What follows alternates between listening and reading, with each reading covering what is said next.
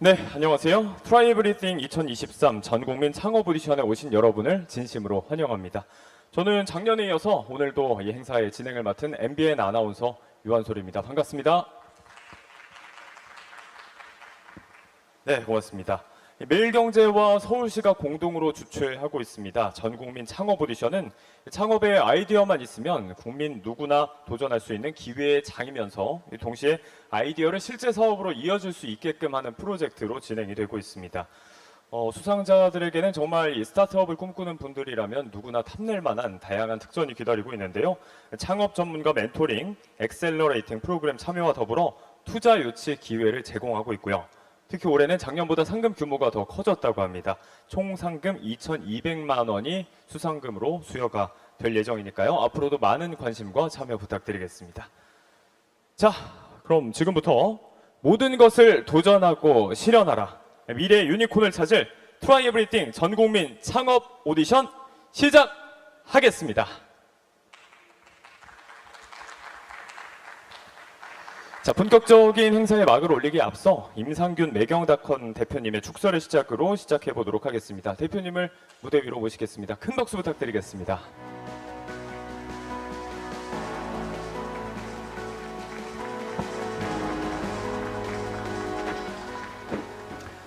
네, 안녕하십니까. 매경닷컴 대표 맡고 있는 임상균입니다. 전국민 대상으로 한 창업 아이디어 축제인 우리 전국민 창업 오디션 함께해 주신 여러분 대단히 감사합니다. 올해 2023년은 금리 인상 본격화하면서 경제도 상당히 어렵습니다. 그래서 기업도 운영하기 참으로 어려운 한 해가 되고 있는데요. 특히 이제 막 사업을 시작한 창업가와 또 예비 창업가들에게는 시련의 시기가 아닐 수 없습니다. 하지만 이런 어려운 상황 속에서도 많은 스타트업들이 열정을 무기로 새로운 기회를 찾아내고 있습니다. 예를 들어서 지난해 이 창업 오디션에서 대상을 받았던 루츠랩이라는 회사가 있습니다. 이 산업 부산물을 업사이클링해서 새로운 친환경 소재를 만들어내는 제조업체인데요. 그 이후에 국내에 많은 그 화장품 대기업들과 기술 제휴를 맺는 등 아주 왕성한 성장세를 보이고 있다고 합니다. 올해 4회째로 맞은 전국민 창업 오디션에도 이 같은 열기가 이어졌습니다. 총 154개 팀이 응모를 해서 아주 우열을 가리기 힘든 참신한 사업 아이디어가 쏟아졌습니다. 이를 통해 다시 한번 대한민국 창업가들의 높은 열정과 또 경쟁력을 체감할 수 있었습니다. 저성장에 직면한 한국 경제 돌파구 우리 스타트업에 달려있다고 해도 과언이 아닙니다. 여러분의 열정으로 다시 한번 대한민국의 성장 엔진에 불이 붙기를 기대해 봅니다. 저희 매경 미디어 그룹 또한 지속 가능한 창업 생태계와 또 창업의 대중화를 위해 응원을 아끼지 않겠습니다. 특히 이 트라이 에브리싱 행사를 글로벌 스타트업 축제로 키워서 국내 스타트업의 해외 진출을 적극적으로 돕겠습니다.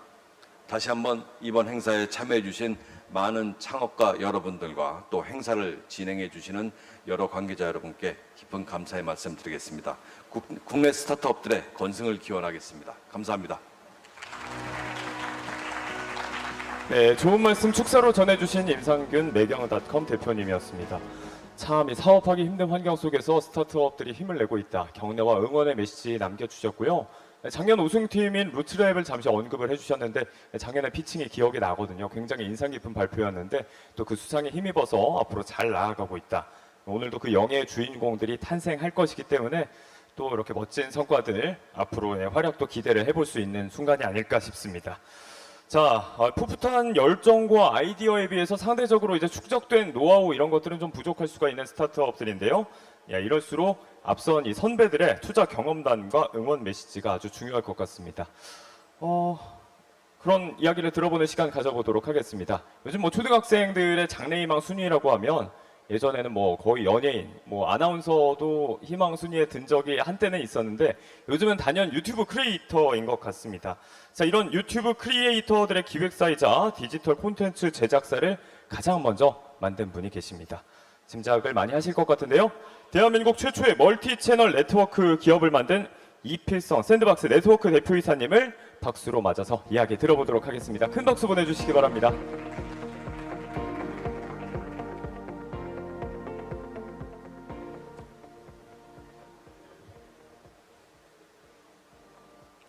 안녕하세요. 반갑습니다. 네, 저는 샌드박스의 공동대표이자 공동창업자인 이필성이라고 합니다. Try Everything 2023 전국민 창업 오디션에 이렇게 시작을 알리는 자리에 함께할 수 있어서 정말 영광입니다. 네, 제가 창업을 한 지 이제 딱 만 8년이 되었거든요. 그 창업을 하고 여러 인터뷰나 또 주변 분들에게 가장 많이 들었던 질문이 창업을 왜 했냐라는 것인 것 같습니다. 그 생각을 해보면은 그때마다 제가 답변이 많이 달라졌던 것 같아요. 그게 이제 세상 일이라는 게 워낙 복잡하기도 하고 또 여러 가지 이유들이 있잖아요. 그러다 보니까 뭐 이럴 때는 이랬던 것 같고 저럴 때는 저랬던 것 같고 뭔가 제가 30살에 창업을 했는데 그 당시에 어린 시절에 좀 치기였던 것 같기도 하고 또 어떤 욕심 때문이었던 것 같기도 하고 또 어떤 이 크리에이터 관련된 일을 잘해보고 싶다라는 어떤 사명감 때문이었던 것 같기도 합니다.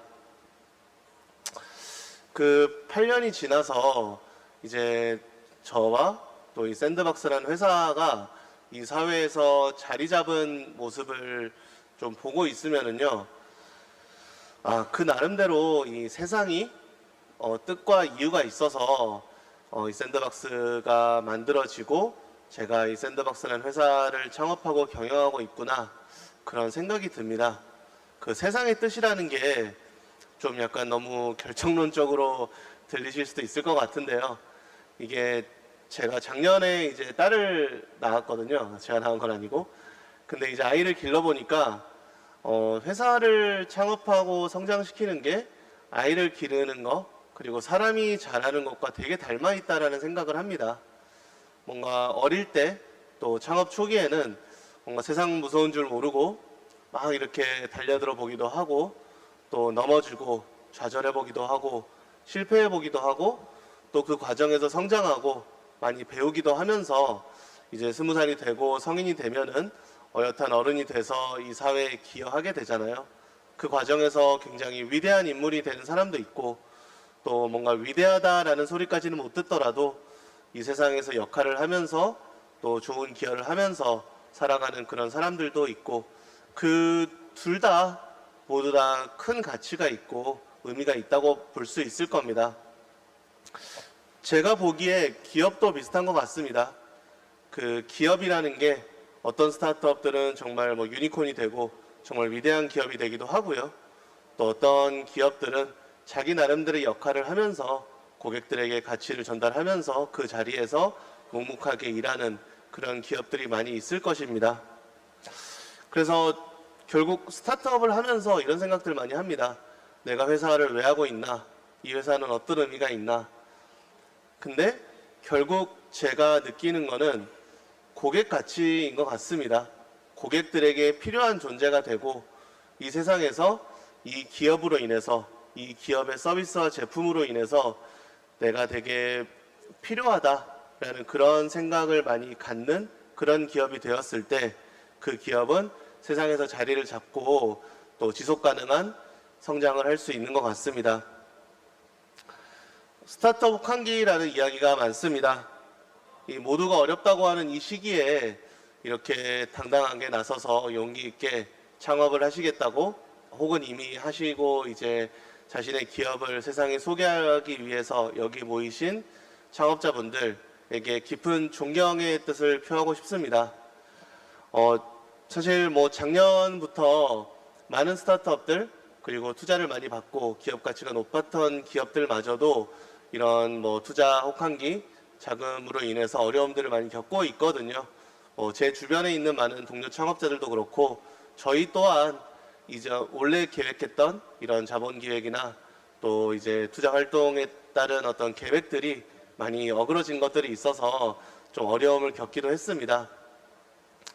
그래도 뭐 정신만 차리고 또 그 기업으로서 어떻게 해야 될 것인지를 잘 고민을 하니까 또 탈출구가 있더라고요. 그래서 이제 지금은 열심히 저희들의 기존에 서비스하던 고객들과 또 크리에이터 분들을 위해서 열심히 달리고 있는 그런 시기입니다. 네, 창업 정말 어렵지만요.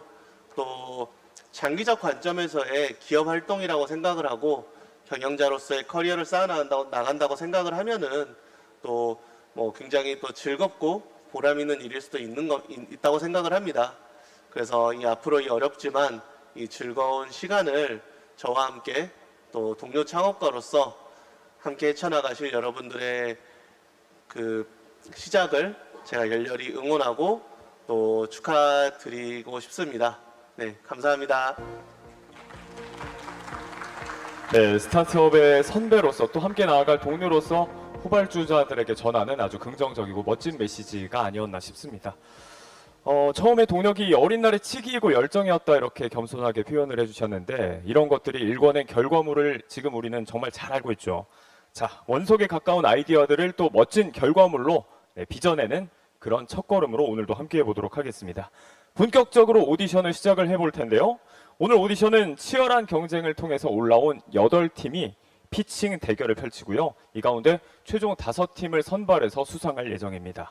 각 팀당 5분간의 피칭 이후에 또 심사위원들의 자율 질의로 진행이 됐고요.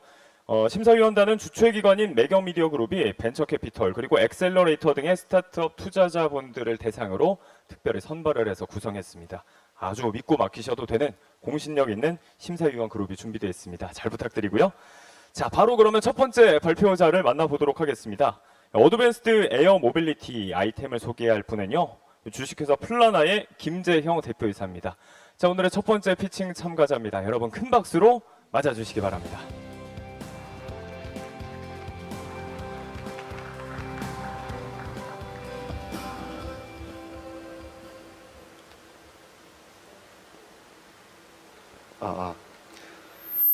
네, 첫 번째 발표를 맡게 된 플라나의 대표이사 김재영입니다. 저희 플라나는 선진항공 모빌리티라고 하는 바야흐로 이제 전기 항공기의 시대가 온 미래를 대비해서 설립된 회사입니다. 보시는 바와 같이 전기 추진 수직 이착륙 항공기를 개발하고 있는 회사고요. 네, 저는 이제 플라나에서 현재 대표이사를 맡고 있고 기술도 책임을 지고 있습니다. 선진항공 모빌리티라고 하는 단어는 최근에 생긴 단어입니다. 영어로는 AAM이라고 하고요. 이 안에는 에어택시의 개념을 포함하고 있는 도심항공 모빌리티와 도시간을 연결하는 지역항공 모빌리티, 심지어 드론까지도 이 개념에 다 포함된다고 보시면 되겠습니다.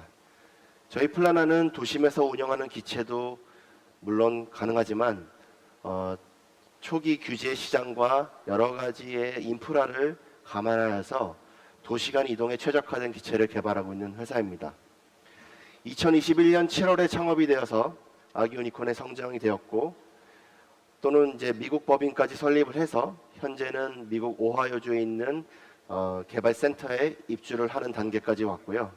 많은 상을 운이 좋게 수상을 하면서 그래도 이 업계에서는 많은 관심을 받아와서 저희 직원들은 굉장히 자부심을 갖고 일하고 있는 회사입니다. 무엇이 스타트업을 가능하게 하는지는 여러 가지 이유가 있겠지만 저희 플라나는 항공기 엔진이라고 볼 수 있는 파워트레인 시스템에서 배터리만이 아닌 하이브리드 시스템을 적용해서 기존의 배터리가 갖고 있는 기본적인 기술적인 문제, 간단히 얘기하면은 이제 화재라든가 이런 안전에 관한 문제, 그리고 배터리가 수명이 달게 되죠. 그런 수명 문제를 극복할 수 있는 솔루션은 아직 항공업계에서는 유일하게 하이브리드다 이렇게 판단을 해서 여기 이 분야에서 차별성을 가지고 기체 개발을 해오고 있습니다. AAM이라고 하는 기체의 가장 중요한 부분은 수직 이착륙이 가능한 기체고요. 따라서 저희 기체는 카나다 형식의 기체에 틸트로터 6개를 장착한 전기 추진 수직 항공 이착륙기를 개발하고 있습니다. 왜 6개냐? 4개인 경우에는 만약의 경우에 하나의 프로펠러에 문제가 생겼을 때 비상 착륙을 하기 어려운 조건들이 많이 발생을 하는데 6개인 경우에는 이 문제를 완전하게 극복할 수 있습니다. 파일럿 1명이 탑승을 하고 승객 6명을 태우고 최대 500km까지의 거리를 시속 300km로 순항할 수 있는 전기 추진 하이브리드 기체고요.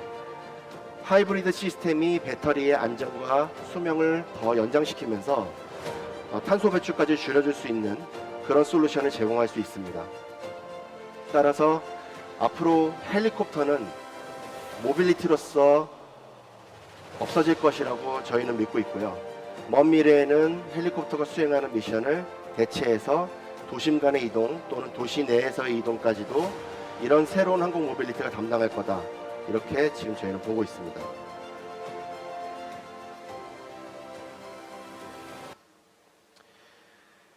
예, 500km까지의 비행은 보시는 바와 같은 여정을 소화할 수 있게 하고요. 실제로 한국인 경우에는 인근의 중국과 일본 도시까지도 연결이 가능한 그런 새로운 노선을 제공할 수 있고 수직이 착륙의 장점을 이용해서 기존의 공항과 같은 거대한 인프라가 필요 없이도 아무 데서나 뜨고 내리는 거는 아니시겠지만 굉장히 접근성이 좋은 솔루션을 제공할 수 있습니다. 플라나는 비행기를 팔 거고 그 비행기를 유지보수하면서 돈을 벌 거고요. 그리고 이 비행기를 운영하기 위한 파일럿까지도 육성을 할 계획을 가지고 있습니다. 2040년 1 트릴리언 달러의 시장을 대비하기 위해서 지금부터 준비하는 플라나는 하이브리드 업계에서는 리드 업체로서 거듭나길 바라고요. 여객 운송, 화물 운송, 또 특수 임무까지도 저희가 시장을 보고 있습니다. 약 50명이 넘는 유수한 개발 인력들을 저희는 글로벌 회사에서 확보를 했고요. 그리고 항공기를 실제 개발할 수 있는 R&D 센터를 지난 11월에 세워서 보시는 바와 같이 약 3m급의 축소기를 단 반년 만에 만들어서 지금 수직 이착륙 비행을 성공을 시켰고 연말까지 풀 비행을 완성을 시켜서 다음 스텝을 밟아나갈 계획입니다. 이상으로 플라나 발표 마치겠습니다. 감사합니다. 네, 전기 추진 이착륙 선진 에어 모빌리티 아이템에 대해서 소개를 해준 첫 번째 피칭 참가자 플라나의 김재영 대표이사였습니다. 자, 피칭을 무사히 마무리했고요. 나머지 5분은 심사위원분들께서 심사를 위해서 필요한 질의사항 자유롭게 또 질문을 해주시면 좋겠습니다.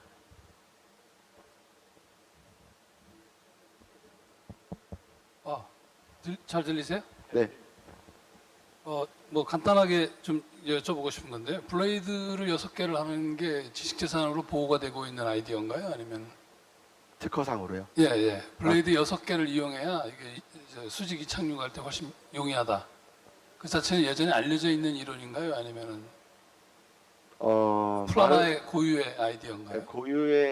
고유의 아이디어는 가지고 있습니다만 6개를 이용하는 그 컨셉 자체에 대한 아이디어는 기존의 드론이 갖고 있는 헥사콥터의 개념에서부터 출발을 할 수 있기 때문에 사실 그 자체의 아이디어가 특허로 보호되어 있지는 않습니다. 그다음에 그 비즈니스 레디니스 측면에서 볼 때 미국 법인 설립하셨잖아요. 근데 그쪽의 항공법이나 이런 것들을 볼 때 지금 현재 어느 정도까지가 가능해요? 사람 유인 하는데, 그러니까 사람이 타서 이동하는데.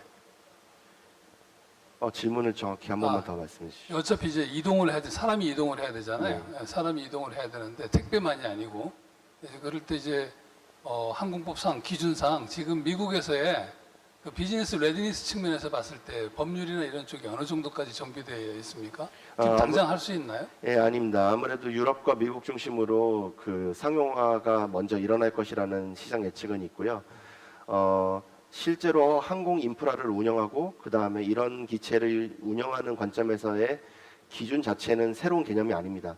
다만 이런 기체가 기존의 항공기 대비 어떤 수준의 안전성까지 가져갈 수 있는지에 대한 항공기 기체 인증에 대해서는 지금 뭐 100%라고 치면은 약 70% 정도에 와 있다고 저희는 판단하고요. 미국과 유럽의 인증 기관이 많은 선진적인 그런 인증 기준을 만들고 있습니다. 네, 잘 알겠습니다.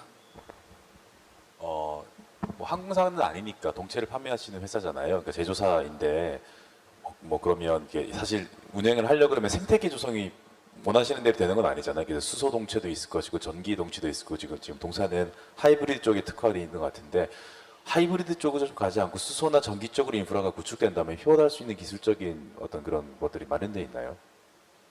하이브리드 기체의 장점은 새로운 개념의 에너지원을 새롭게 모델링하지 않아도 된다는 장점입니다. 저희 기체는 헬리포트나 로컬 공항에서도 이착륙이 가능하고요. 물론 전기 충전 시설이 있는 곳에서도 이착륙이 가능합니다. 다만 수소는 자동차 산업에서의 많은 이제 레슨런을 좀 참고해야 될 필요가 있는데 모든 모빌리티는 그 에너지를 어떻게 공급하고 그 로컬 현장에서 유지 보수할 수 있는지에 대해서 굉장히 민감하게 상용화가 진행이 되는 부분이 있습니다. 저희 기체는 전기 시설을 이용하는 것은 물론이고 단순한 급유도 이제 제트에이드 급유도 가능하지만 차세대 연료인 사프라고 하는 바이오 연료도 쓸 수 있기 때문에 실제로 가장 그런 의존도가 낮은 기체라고 보고 있습니다. 네, 그 스타트업에서 참여할 수 있는 범위에서 제가 본 중에선 가장 규모가 큰 것 같아요. 지금 뭐 인원도 60명이고 실제로 해결해야 될 여러 가지 문제도 되게 많은 것 같고요. 그래서 이제 뭐 사업성이나 사업 모델 해서 매출이 발생할 때까지는 상당히 많은 시간과 많은 인원, 많은 기술적인 문제를 풀어야 될 것 같은데 결국에 사업을 하기 위해서는 첫 번째로 제일 중요한 게 자금이지 않습니까? 그러면 실제로 이런 사업 모델이 구체화될 때까지 자금 확보 플랜은 어떤지, 그리고 두 번째 질문은 실제로 저희 플랜 하나로서 모든 사업을 하는 것보다 항공기라는 게 결국에는 여러 가지 유관된 많은 업체들의 파트너십 같은 거, 업무 협약이라든지, 그래서 상당히 파트너십 체결이나 업무 협약 이런 것들이 많이 이루어져야 될 것 같은데, 그래서 첫 번째는 자금 확보 플랜, 두 번째는 파트너십 체결, 이쪽에 대해서 대표님의 의견을 좀 듣고 싶습니다. 네, 현재 저희는 그 국가를 막론하고 다양한 전략 투자 유치, 대기업으로부터의 전략 투자 유치를 이끌어내고 있는 단계이고요. 이 업계에서 가장 선두에 있는 탑 5 정도의 업계를 봤을 때 모두 다 이제 시리즈 B 정도에서 최소한 이제 큰 자금을 수혈을 하는 단계에서는 대기업의 투자 유치를 함께 받아서 그것을 가지고 모멘텀 삼아서 계속 라운드를 이어가는 단계가 있고요. 많이들 실제로 매출이 발생하기 전에도 뭐 스펙 상장을 통한다든지 그런 식으로 자금을 많이 조달을 했습니다. 두 번째는 저희가 이제 파트너십은 거의 다 실제로 12개 이상의 아주 강한 파트너십을 체결해 왔고 그 부분을 계속 이제 확대를 하고 있습니다. 네. 네, 뭐 더 이상의 질문이 없으신다면 여기에서 첫 번째 참가자, 네, 플라나의 김재현 대표이사의 피칭을 마무리하도록 하겠습니다. 첫 번째 참가자로서 긴장 많이 하셨을 텐데 여러분이 좀 특별히 큰 박수 보내주시기 바랍니다. 고생 많으셨습니다. 네, 전기 추진 이착륙 모빌리티. 저는 뭐 이제 그냥 우와 하면서 보고 있었는데 역시 질문들이 굉장히 날카로우시네요. 항공법부터 해서 특허 여부, 동력원 이런 이야기들. 실제로 이제 섬아래 구슬을 잘 꿰기 위한 제방 사항들이 많을 텐데 이런 고민들이 잘 해결이 된다면 앞으로 또 SF 영화 속에서나 보던 그런 풍경들이 현실이 되는 게 머지 않을 거라 믿습니다. 자, 첫 번째 참가자의 피칭 잘 들어봤고요. 자, 이어서 두 번째 참가자의 피칭 이어가도록 하겠습니다.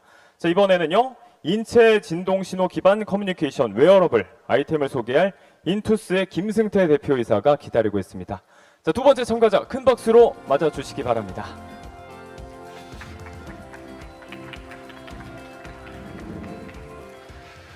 네, 안녕하세요. 인체 진동 신호를 위한 웨어러블을 만들고 있는 인투스 김승태입니다. 여기에 오시면서 다들 지하철들을 많이 타고 오셨을 텐데요. 지하철이 진입할 때 안내방송이나 열차 소음을 통해서 통화가 어려웠던 경험들이 다들 한 번씩은 있으실 겁니다. 우리가 이러한 일상생활에서 이러한 소음에 노출될 일은 많이는 없습니다만 이러한 소음에 항상 노출되고 있는 사람들이 있습니다.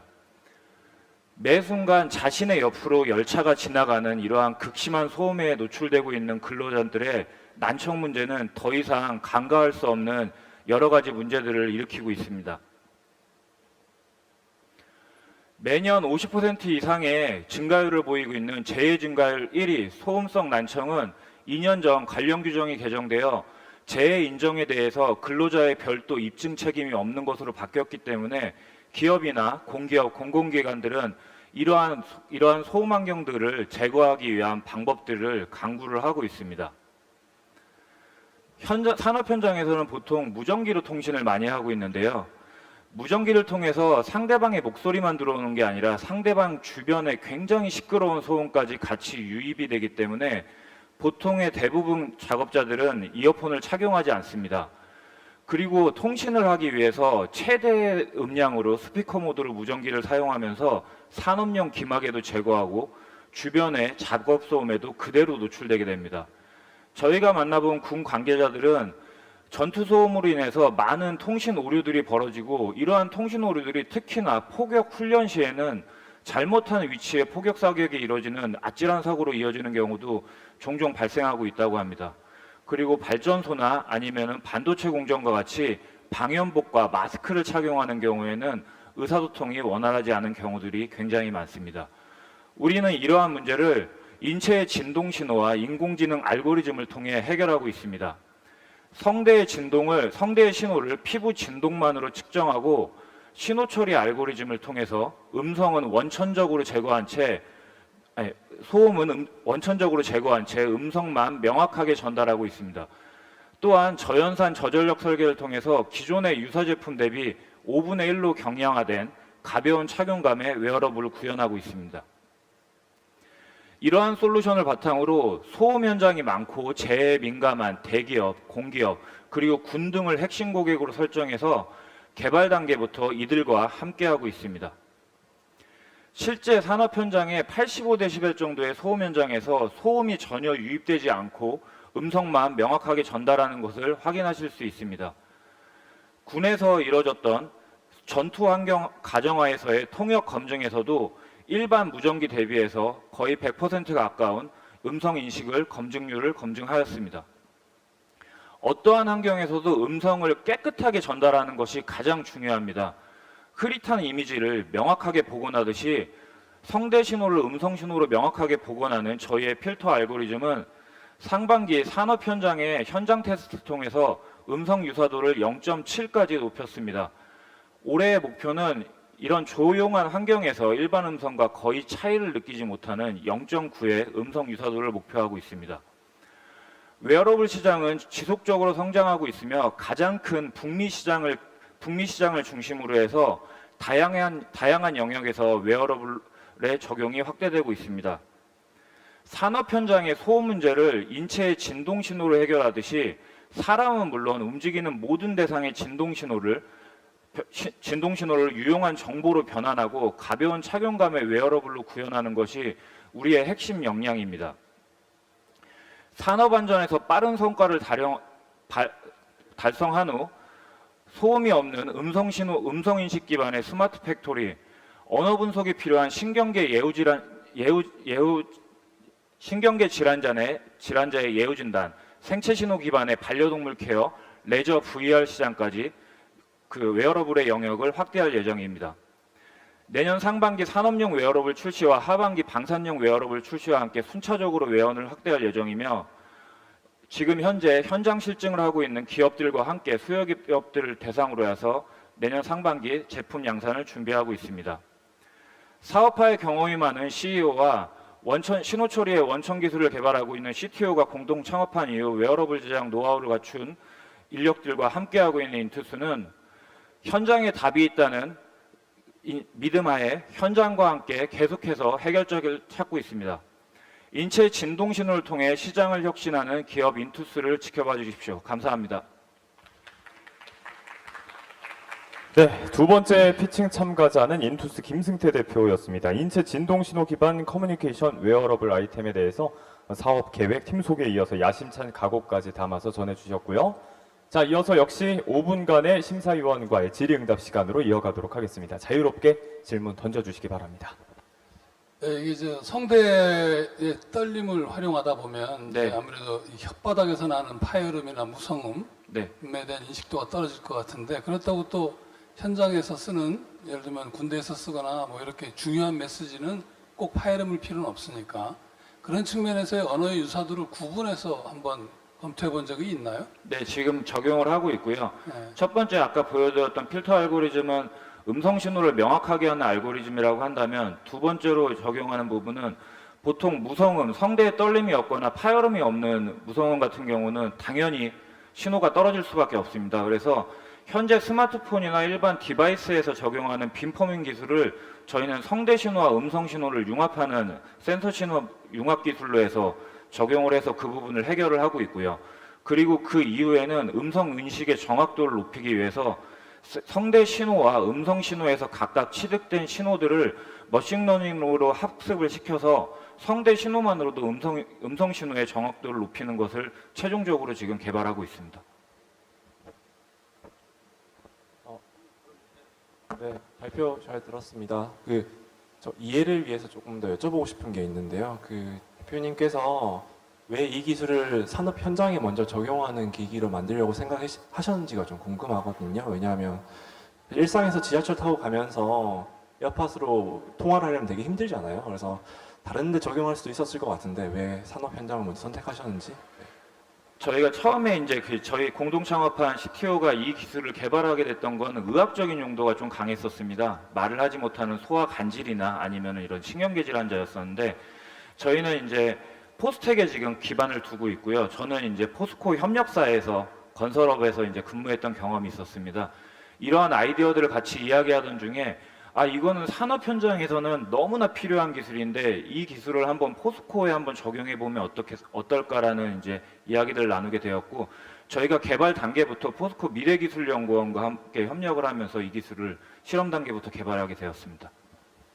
나중에 이 기술이 그냥 일반인들이 쓰는 오디오 웨어러블 기기 같은 데도 접목이 될 수 있는 거예요?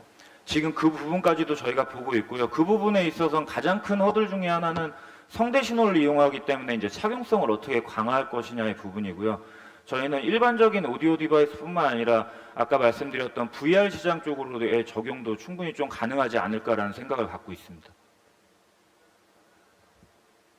자, 충분히 질문들을 하셨다면 여기에서 마무리를 하도록 하겠습니다. 자, 두 번째 참가자 인투스 김승태 감사합니다. 대표이사였습니다. 큰 박수 부탁드리겠습니다. 네, 현장 노동자, 근로자들에 대한 안타까운 참사 소식도 저희가 뉴스로 곧잘 접하곤 하는데, 소음처럼 이런 일상적인 영역들이 어떻게 보면 이분들에게 더 큰 위기이지 않을까라는 생각도 들었습니다. 타인에 대한 따뜻한 시선에서 출발한 아이템이라서 또 의미가 있지 않았나 싶고요. 자, 세 번째 참가자의 순서로 이어가겠습니다. 이번에는요, 역시 또 이제 타인에 대한 따뜻한 시선 이야기를 잠시 했었는데 어느 정도는 접점이 있는 아이템일 것 같습니다.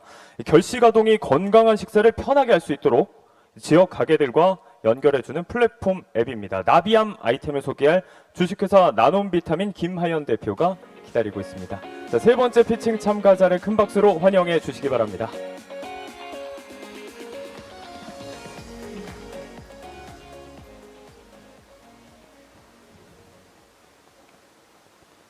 네, 안녕하세요. 건강한 식사를 따뜻하게 결식 아동을 위한 나눔 비타민 나비입니다. 아직도 여전히 우리나라에는 31만 명의 결식 아동이 있습니다. 물론 정부에서 식비를 지원해주는 아동급식 카드가 있지만 사용할 수 있는 식당은 제한되어 있는데 어디 있는지 몰라서, 또 카드를 선뜻 내밀 때 결식 아동이 밝혀진다는 사실에 눈치 보이고 부끄러워서 이 카드는 편의점에서 삼각김밥과 컵라면을 먹는데 가장 많이 사용되고 있습니다. 제대로 된 밥 한 끼 배불리 먹이고 싶은 마음에 지역사회에 동참했습니다. 급식 카드를 보여주기만 하면 무상으로 식사를 주겠다. 하지만 아이들은 급식 카드를 꺼내는 것 그 자체에 부끄러움이 많아 잘 찾지 않는다고 합니다. 사장님 또한 아이를 돕고는 싶지만 어쩔 수 없는 현실적인 부담이 있습니다. 그래서 결식 우려 아이들의 문제 어떻게 완화할 수 있을까? 아이들의 심리적 장벽을, 가게 동참 진입 장벽을 없애고 싶었습니다. 그래서 소개드립니다. 나비암은 기존 오프라인 기반 결식 아동의 불편했던 식사 인프라를, 그래서 오프라인이기에 불편했고 오프라인이기에 낙인감을 느꼈던 부분을 디지털 전환으로 해결하고 있습니다. 먼저 기존 급식카드 가맹점 정보는 정확도가 떨어지고 접근성이 낮아서 결국에는 일일이 가게 방문하기 전 전화하고 또 무작정 찾아가고 있는 실정이었습니다. 저희는 이를 데이터를 가공하고 정제하고 또 유저 참여형 서비스를 도입해서 이 탐색 시간을 줄이고 정확도를 개선했습니다. 또 기존에는 아이들이 무턱 가게에 가서 내가 급식 카드를 사용하겠다, 무상 식사를 받고 싶다라고 말해야 했습니다. 나비에선 아이들이 그날 방문하고 싶은 가게에 미리 예약을 할 수 있습니다. 그래서 더 이상 불확실하게 가서 눈치를 보거나 부담을 느끼지 않아도 됩니다. 또 사장님들의 부담을 줄였습니다. 나비에선 남음 대신 나눔으로 사장님이 원할 때 원하는 만큼 가게 여건에 맞게 동참하고 더 큰 뿌듯함을 느낄 수 있습니다. 이 과정에서 급식카드는 최초 한 번의 등록만으로도 계속 사용할 수 있습니다. 저희 결식아동은 현재 지자체에 연계 홍보하여 유입을 하고 있고 관악구를 첫 시작으로 하고 있습니다. 현재 3,000곳의 지역가게와 저희가 함께하고 있고 2달 동안 70명의 결식아동에게 연결해서 정말 감동이라는 유저 피드백을 받고 있습니다. 저희는 나비 효과를 꿈꿉니다. 그래서 결식우리 아이들이 건강한 식사를 든든하게 정말 마음 편하게 먹고 또 부모님들은 끼니 걱정 대신 안심을 또 지역가게는 추가 매출을 통해 또 세금 공제, 이미지 제고 등의 이런 실질적인 이득을 받을 수 있는 시스템을 구축했습니다. 저희는 결식아동을 바라보고 시작했습니다. 그런데요, 저희가 이 진행을 하면서 보니까 정말 우리는 이 서비스가 결식아동이니까 쓸 수 있는 서비스가 아니라 정말 내 친구가 쓰니까 쓸 수 있는 서비스가 돼야겠다라고 생각했습니다. 그래야만 저희가 진짜 본질적으로 해결하고자 했던 이 낙인감이라는 문제를 해결할 수 있다고 저희는 생각했기 때문입니다. 실제로 지금도 부모 회원수와 자녀 회원수가 거의 비슷한데요. 그래서 이 엄마가 아이 밥을 직접 챙겨주지 못하는 것에 대한 그런 죄책감, 그리고 아이가 제대로 먹지 못하는 것에 대한 미안함은 비단 결식아동 어머니만의 문제가 아니라 정말 모든 어머니들의 고민 걱정이다라는 데 파악했습니다. 그래서 저희는 이 모델을 워킹맘을 위한 자녀 식사 케어, 식비 충전 솔루션으로 현재 확장을 해나가고 있습니다. 이는 10대 초중고등학생이 대부분이 학원 일정으로 밥을 먹지 않기 때문에 엄마가 아이의 식비를 충전해주는 과정이 필요한데 이런 부분 그리고 아이의 식사를 케어해 줄 수 있는 부분에 접목하여서 현재 확장을 해나가고 있습니다. 그랬을 때 저희는 가게 중개 수수료 그리고 지역 기반 광고로 수익을 창출하고자 하며 이제 단기적으로는 저희가 10대 아이들이 언제 어디서 어떻게 밥을 먹고 있는지 이런 식사 패턴, 생활 패턴, 동선을 데이터로 지금 데이터베이스를 구축해서 수집하고 있습니다. 저희가 바라보고 있는 시장입니다. 저희 6,500억 원 규모의 결식아동 식비 시장에서 시작해서 향후 10조 원 규모의 맞벌이 부부 자녀 외식 시장, 그리고 나아가서는 부모가 자녀에게 정기적으로 반복적으로 지출하는 식비 외 학원비, 재료비 등 여러 핀테크적으로 라이프스타일 플랫폼으로 나아가고자 합니다. 올해까지 서울 내 3개구에 저희 상용화 계획이며 내년에는 타겟 확장 및 그리고 부모 자녀 연결 기능을 다각화할 것입니다. 저는 6년 동안 교육 봉사를 해오면서 정말 학원에 가기 어려운 그런 저소득층 아이들을 많이 만나왔습니다. 그러면서 어쩌면 당연하다 생각했던 식사에서의 어려움을 느끼고 시작하였고 저희 모든 팀원은 현재 주 70시간 이상 정말 매진하며 빠른 실행력으로 나아가고 있습니다. 대통령상 경기도지사상을 공공데이터 정제 부분에서 수상하였으며 현재 SK ESG 코리아, 마이크로소프트, 현대차 정몽구재단 지원을 받아 빠르게 나아가고 있습니다. 페어런트 테크로 걱정 없는 식사 케어 시장을 앞으로도 만들어 가겠습니다. 감사합니다. 네, 결식아동을 위한 지역가게 연결 플랫폼 나비암 아이템을 소개해준 나눔비타민의 김현 대표 피칭 함께 하셨습니다. 자, 바로 이어서 질의응답 시간 함께 하도록 하겠습니다. 지금 결식아동 대상으로 POC 하고 있는 건가요? 네, 맞습니다. 그 친구들도 스마트폰을 많이 다 보급돼 있는 상태로 활용도가 좀 높은 건가요? 네, 전국 결식아동 스마트폰 보급률을 가장 먼저 저희도 찾아보았는데요. 80% 이상이 스마트폰을 가지고 있습니다. 그 이유는 이제 전국 지자체나 통신사에서 3년 전 스마트폰 보급 지원 사업을 했기 때문에 이제 저가형 기기, 저가형 요금제로 많이 이제 배급이 되어 있는 상황이고요. 특히 이제 결식아동 부분에 있어서는 어머니들이 직장에 나가시거나 일을 하시는 경우가 더 많기 때문에 일반 아이들보다도 훨씬 더 휴대폰을 필요로 하고 있는 상황이라서 보급률 높습니다.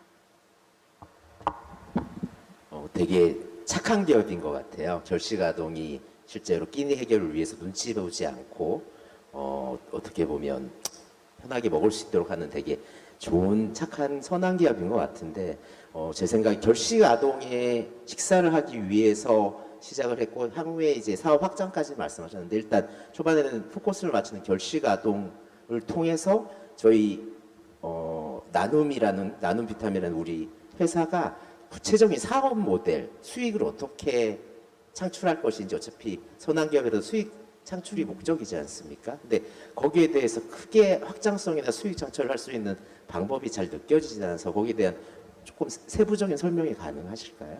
네. 저희는 처음에는 결식 아동을 타겟으로 하기 때문에 B2G 부분을 이제 저희가 시작으로 이제 수익을 창출하고자 하는데 사실 더 큰 수익 부분은 이제 확장 방향에서 바라보고 있습니다. 조금만 더 구체적으로 말씀을 드리자면 이제 아까 전 말씀드렸던 이 엄마가 아이의 식비를 충전해주는 부분, 식사 케어해주는 부분, 이 맞벌이부 자녀를 확장하고자 하는데 이때 어머니들은 이제 엄마 카드를 주기에는 식비 외에 뭐 노래방이나 PC방 가는데 이런 무분별한 통제, 이런 컨트롤이 안 된다는 이슈가 있었고 초등학생의 경우에는 선결제나 외상 이런 것들이 좀 오프라인 기반으로 좀 일일이 수기로 이루어진다는 문제점이 있었습니다. 그래서 이런 부분에 저희 차관에서 저희는 B2C 식권대장으로 지금 개발을 하고 있습니다. 그래서 엄마가 아이에게 식비를 주는 과정을 저희가 디지털로 전환하고 또한 선결제 부분도 사실 지금은 한 가게에 미리 해두려면 최소 5만 원 이상 해야 되는데요. 그런 부분을 요즘 공동배달, 공동구매, 공동주문이 이제 키워드이듯이 공동선결제, 공동선춘정 기능으로 현재 하고 있습니다. 그랬을 때 저희는 이런 딱 식비가 들어왔을 때 그것이 락인되어 수수료도 있겠지만 사실 더 큰 부분은 이 엄마가 아이 식비를 충전해주는 금액에 있어서 선불업 부분으로 조금 더 큰 수익 창출 기회를 보고 있습니다. 네, 저도 좀 여쭤보고 싶은 게 있는데요. 저희 어쨌든 초심은 결식 아동들의 그 문제를 해결하기 위해서 만든 거잖아요. 그래서 근데 결식 아동들이 사실 31만 명이라고 하셨는데 수익 관점에서는 큰 시장은 아닌 것 같아서 이걸 기획하실 때 왜 굳이 되게 힘든 오토 플랫폼 서비스를 기획을 하셨는지 궁금하고 사실 그 관점이라면 비영리 기업으로 만들 수도 있었을 것 같은데 왜 그 선택을 하지 않으셨나 궁금하긴 합니다. 네, 처음에 저희가 그 마이크로소프트에서 연락을 주셨습니다. 그래서 영리로 할 거냐 비영리로 할 거냐. 그래서 비영리로 할 거면 정말 이 마이크로소프트 그 사회공헌재단이랑 같이 해보자. 그래서 저희 정말 진지하게 고민했습니다. 어떤 형태로 가져갈 것인가.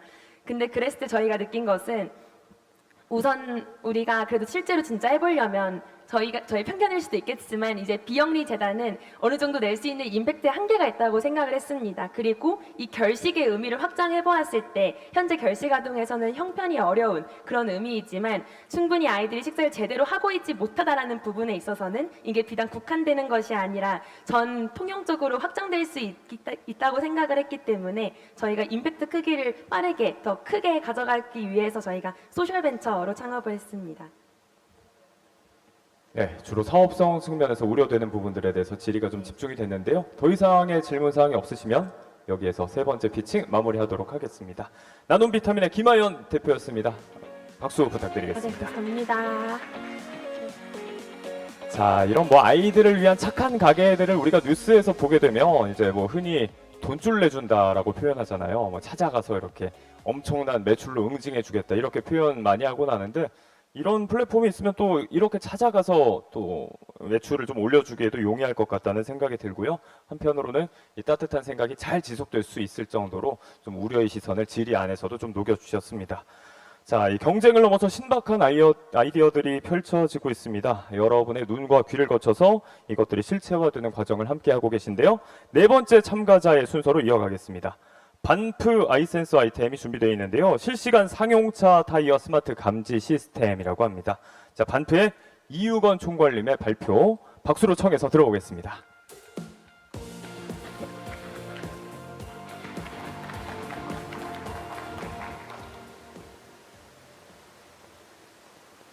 네, 스마트 타이어를 통해 자율주행 트럭과 물류 트럭의 안전 스탠다드를 제정해야 합니다. 안녕하세요. 반프의 이유건입니다. 천조내는 미국 물류 유통 시장의 30%를 차지하고 있는 트럭의 사고 원인은 세 가지 정도로 나뉘어지게 되는데요. 운전자 과실, 타이어 이슈, 도로 인프라로 나뉘어지게 됩니다. 이 중 타이어 이슈는 35%를 차지하고 있고 도로 인프라는 5%에서 10% 정도를 차지하고 있는데요. 여기에서는 현재 자율주행 시제가 도래하게 된다면 지금 8시간 기준의 트러킹 오퍼레이션에 비해서 이런 절대적인 사고율은 더 증가할 것이라고 예상됩니다. 작년 한 해만 미국에서만 40만 건의 트럭 이슈들이 있었는데요. 승용차와는 다르게 트럭 타이어 같은 경우는 18개 구로 이제 컨시스트가 됩니다.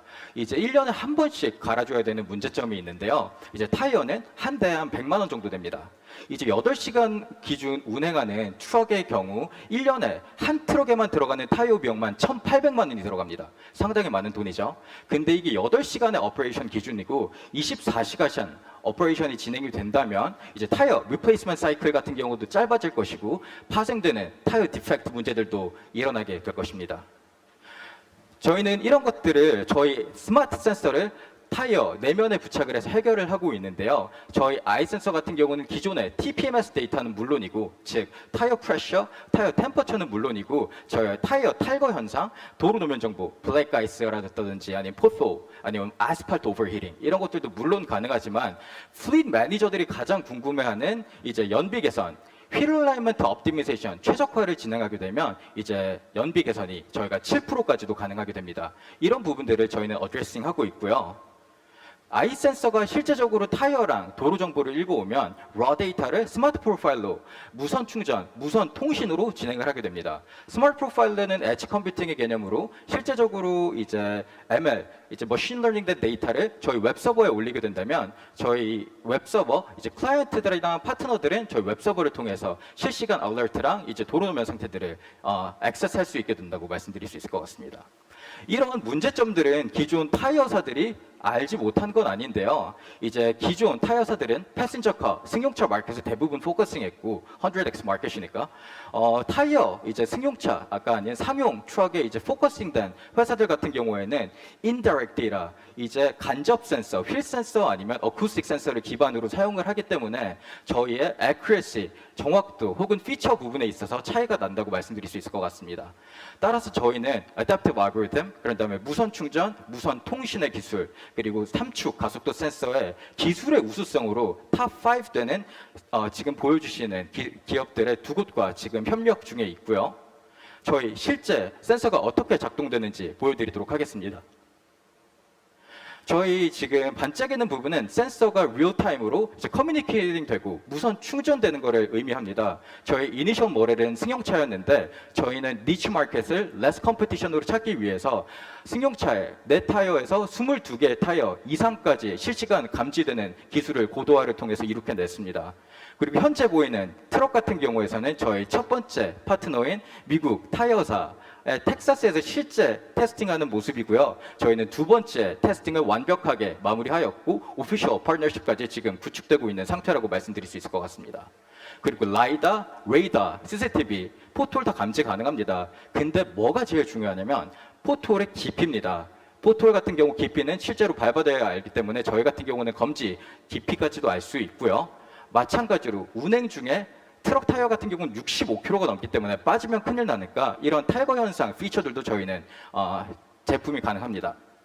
저희는 타이어 세일즈, 센서 세일즈 회사가 아닙니다. 저희는 데이터 세일즈 컴퍼니이기 때문에 저희는 트럭별, 월별 20불로 서비스를 진행을 하고 있고요. 오른쪽 하단에 보이시는 것처럼 저희는 비록 2년 갓진한 기업이겠지만 니엄3, 투심플, 다임러 트럭, 그리고 그 외 현재는 공개할 수 없지만 10개에 넘는 글로벌 멀티내셔널 컴퍼니들과 파트너십으로 글로벌 혁신을 이룩하고 있습니다. 저희 같은 경우는 이제 연 7% absolute safety만 뿐만이 아니라 저희는 연비 개선도 7% 트럭당 1,500만 원 정도의 세이빙을 하고 있으며 저희는 알리바바, 그런 다음에 에디슨 어워즈 등의 수상을 통해서 지난주 70억의 프리-시리즈 A 펀딩을 성공적으로 마무리하였고 저희 같은 경우는 4가지의 키 블루 포인트가 있다고 말씀드릴 수 있을 것 같습니다. 저희는 내년 CES 2024를 기준으로 오피셜 런칭이 기대되기 때문에 엑스포넨셜 기 파트너십을 기상으로 엑스포넨셜한 매출 그로스가 있다고 상승이 되고 영어, 스페인어, 중국어가 가능한 인원들을 기반으로 글로벌 커뮤니케이션 스케일이 가능합니다. 마지막으로 저희는 여타 생산성보다 세이프티 기능을 강조하기 때문에 사람 살리는 기업의 미션을 같이 합니다. 자율주행의 미래를 그립니다. 감사합니다. 네, 실시간 스마트 타이어 감지 시스템 아이템을 소개해준 반페 이유건 총괄 피칭 함께 하셨습니다. 내용 외적으로 정말 유창한 영어 발음이 또 인상적이었던 피칭이 아니었나 싶은데요. 자, 질의응답 시간 이어가도록 하겠습니다. 자유롭게 질문해 주시면 고맙겠습니다. 예, 뭐 잘 들었습니다. 예, 이게 이제 뭐 기본적으로는 서브스크립션 모델로 이렇게 하는데, 예를 들면 이 페이백 피리어드가 어느 정도 될 것 같으세요? 뭐 센서 깔고 뭐 다 깔고 나면 20불을 받으면 뭐 이게 서버 운영비를 하지 않더라도 페이백 피리어드는 어느 정도 돼요? 저희는 지금 16개월 보고 있습니다. 아, 16개월. 그럼 320불 깔아주고 20불씩 받는 거예요? 맞습니다. 저희는 말씀드렸다시피 센서는 무료로 지급을 하고요. 데이터 서브스크립션 피만 이제 구독형 모델로 진행하고 있습니다. 오케이.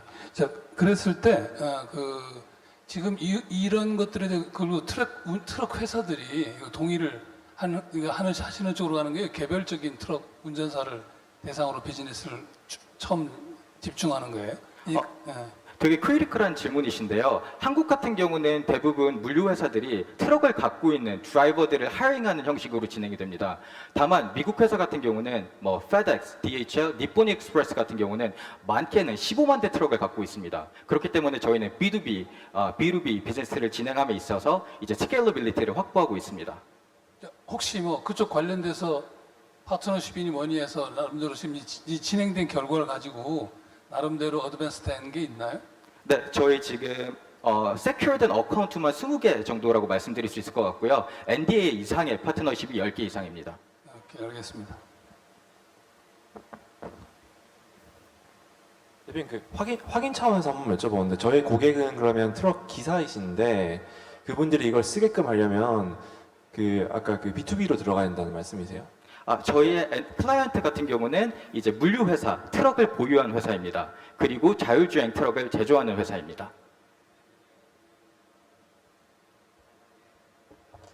이제 뭐 타이어 마모도나 이런 것들에 대한 것들을 뭐 이렇게 보면 진단이 있고 솔루션이 있잖아요. 이게 지금 동사에서 하시는 서비스는 진단 쪽에 특화되어 있는 것 같은데, 그럼 솔루션은 결국은 교체나 뭐 얼라이언트 맞추거나 이런 거에 국한되는 거, 알람만 주는 건가요? 저희 같은 경우는 진단 그리고 이제 사고 날 거를 예방하는 솔루션이라고 생각을 해주시면 될 것 같습니다. 실제적인 타이어 리페어라든지 이거는 지역적인 특색을 갖고 있는 네트워크 기반의 이제 트립숍이 생각보다 꽉 쥐고 있어서 이거는 저의 현재 비즈니스 모델은 저희가 생각하고 있지 않고 저희는 타이어 안전에 포커싱하고 있습니다. 아까 설명하신 부분 중에서 그러니까 뭐 8시간 오퍼레이션 했을 때 얼마만 교체를 해야 되고 뭐 24hour 오퍼레이션 했을 때 얼마만에 교체해야 되는 게 이게 통계가 나와 있으면 사실 이렇게 하이 테크니컬 기술을 적용하지 않더라도 그냥 그 주기에 맞게 좀 선행적으로 교체를 해버리면 사실 이런 솔루션 구독할 필요가 없이 그냥 알아서 트럭 회사에서 다 될 것 같은데, 굳이 이렇게 비싼 비용을 주고 센서를 부착해서 그렇게 해야 되는 이유가 있을까요? 트럭 회사 입장에서? 네, 현재 승용차과는 다르게 화물차 같은 경우는 이제 어떤 화물이 얼마나 큰 화물이 되게 무거운 화물이 아니면 가벼운 화물이 들어있을 수도 있는 개념이기 때문에 이게 예측이 상당히 불가능하기도 하고요. 현재 텔레매틱, 그러니까 주요 텔레매틱 서비스가 그러고 FMS 같은 서비스도 이제 현재 내비게이션이라 그러죠. 내비게이션 옵티미제이션만 하는 것들도 현재 20불로 과금받고 지금 미국에서는 뭐 지오탭이라는 기업 같은 경우는 연매출 4조 이뤄내고 있습니다. 지금 트럭 같은 경우 이제 실제로 계속 운행을 하니까 트럭은 안전이나 전체적으로 타이어 마모도 이런 거 체크가 되게 필요하고 그건 이해가 가는데, 혹시 일반적인 승용차, 이 승용차에 대해서는 구동 모델까지는 갈 필요가 없을 것 같은데 그쪽 시장에 대해서는 어떻게 보고 계세요? 만약에 승용차까지 간다면 어떤 수익을 어떤 식으로 할지 그런 계획이 있나요? 사실 AGV라든지 아니면 승용차 같은 경우는 너무 쉽습니다. 사실 뭐 4개 타이어 센싱하는 건 훨씬 쉬운 기술이고요. 그런 거 같은 경우는 이제 센서 세일즈로 저희가 생각 중에 있습니다. 네, 질의응답 시간도 여기서 마무리하도록 하겠습니다. 네, 네 번째 감사합니다. 참가자 반페 이유건 총괄이었습니다. 큰 박수 부탁드리겠습니다. 상용차를 대상으로 한 스마트 타이어 감지 시스템 아이템을 소개해 주셨고요. 개인적으로는 마지막 질문이 정말 반가웠던 게 작년 이맘때 제가 공기업 점검 메시지가 뜨고 얼마 안 지나서 아예 펑크가 나는 바람에 아주 고속도로에서 곤욕을 치른 적이 있는데, 화물업계가 아니라 아예 저 같은 좀 칠칠치 못한 운전자들을 위해서도 꼭 필요한 시스템이 아닐까 싶기도 합니다. 자, 이렇게 네 번째 피칭 참가자까지 만나봤습니다. 다섯 번째 참가자를 만나보기 전에 잠시 휴식 시간을 가질 예정인데요. 자, 뒤쪽에 돌아보시면 다양한 기업들의 체험 부스가 준비가 되어 있고요. 또 갓튀긴 팝콘과 음료를 즐기실 수 있는 간단한 스낵바도 준비가 되어 있습니다. 참석자분들께서는 간단하게 즐기시고요. 10분 뒤에 장내 착석을 부탁드리겠습니다. 잠시 후에 뵙겠습니다. 네, Try Everything 2023 전국민 창업 오디션 계속해서 이어가겠습니다. 휴식들은 잘 즐기셨나요? 네, 작년에도 고소한 팝콘 냄새가 아주 진동을 해서 진행하면서 아주 현기증이 날 정도였는데 올해는 또 아이스크림이 히트 상품인 것 같습니다. 자, 저중을 정돈하고 이제 앉아주시기 바랍니다. 계속해서 다음 발표로 이어가도록 하겠습니다. 다섯 번째 피칭 참가자를 소개해 볼 텐데요. 자, 이어지는 순서는요. 친환경 펄프 용기 그리고 패키징 아이템을 소개할 주식회사 나누의 이윤노 대표가 기다리고 있습니다. 자, 이윤노 대표를 박수로 모셔보도록 하겠습니다. 큰 박수 부탁드리겠습니다.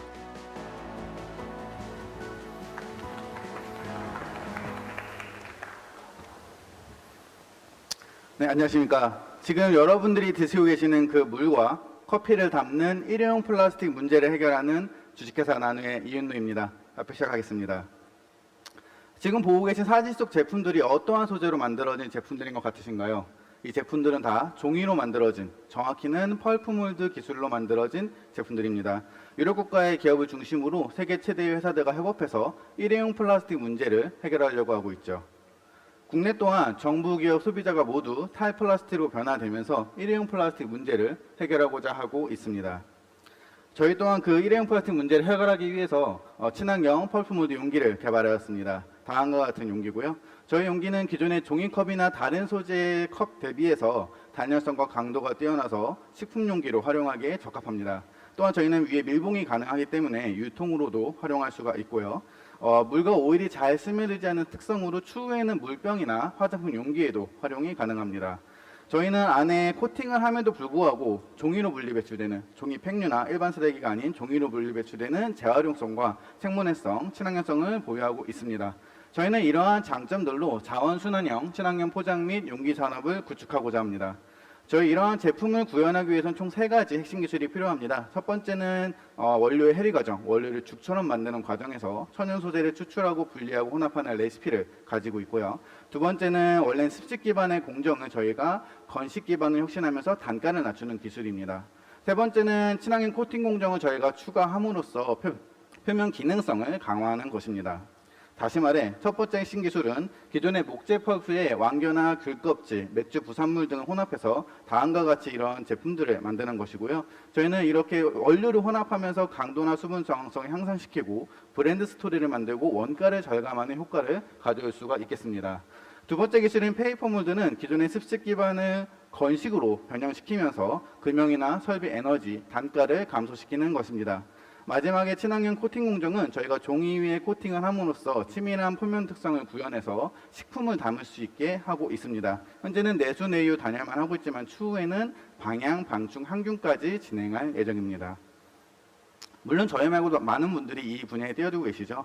해조류 추출물이나 커피바, 전분 등으로 다 하고 계시는데 저희의 차별성은 이분들이 모두 저희 그 핵심 기술 첫 번째 원료의 다양성만 집중하시는 반면에 저희는 원료를 다양성화하고 그다음에 페이퍼몰드로 단가를 낮추고 코팅으로 물성까지 잡을 수 있는 그런 밸런스 있는 기술을 보유하고 있습니다. 그렇게 차별성을 가져가면서 목표 시장을 사별면이나 도시락 패키징으로 세분화해서 들어갈 수가 있었습니다.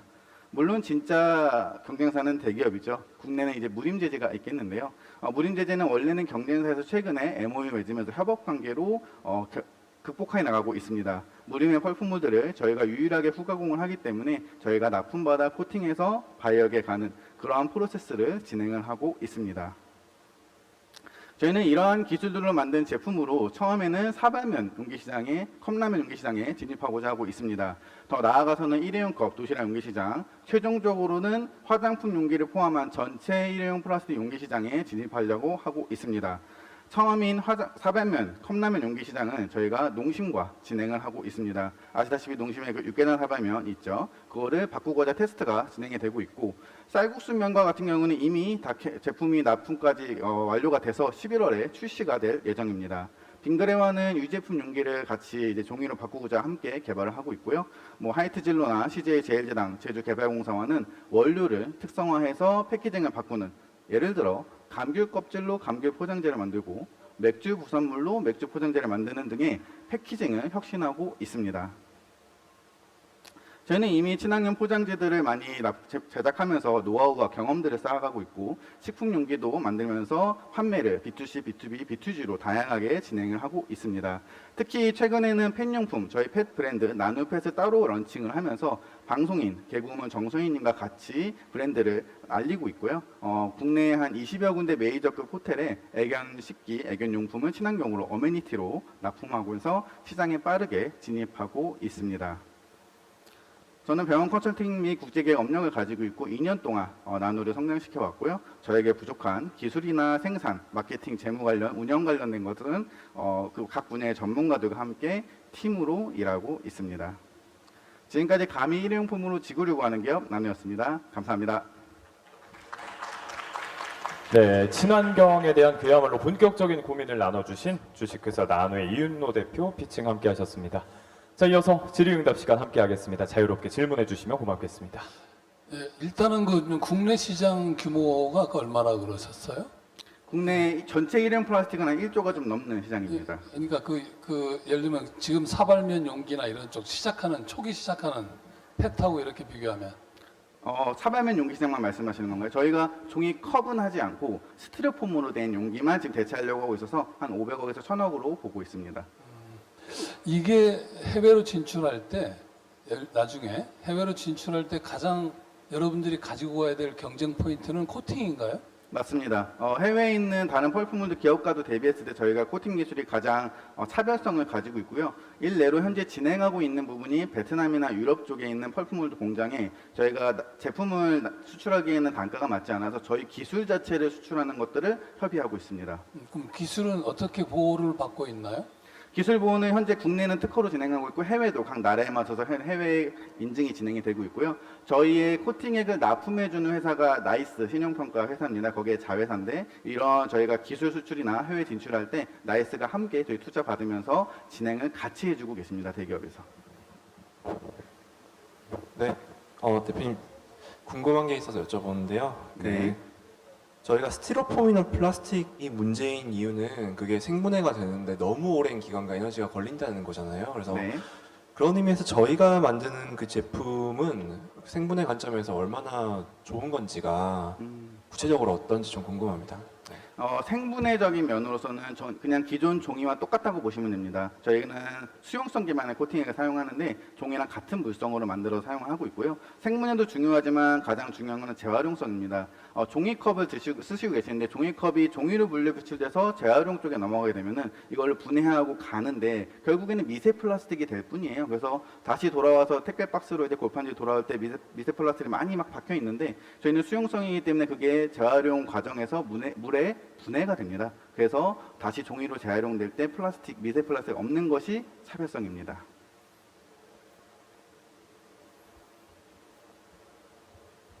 친환경 포장 용기들 사이에서 비교를 좀 해야 될 것 같아요. 사실 뭐 친환경 포장 용지가 이 플라스틱과 비교했을 때 당연히 좋은 건 당연한데, 그래서 모든 그 친환경 포장재를 만드는 회사들 만나 보면 다 자기네들께 제일 좋다 그러거든요. 네, 그래서 그 친환경 용기를 개발하는 회사들끼리 비교했을 때 어떤 분이 가장 큰 장점이 있을까요?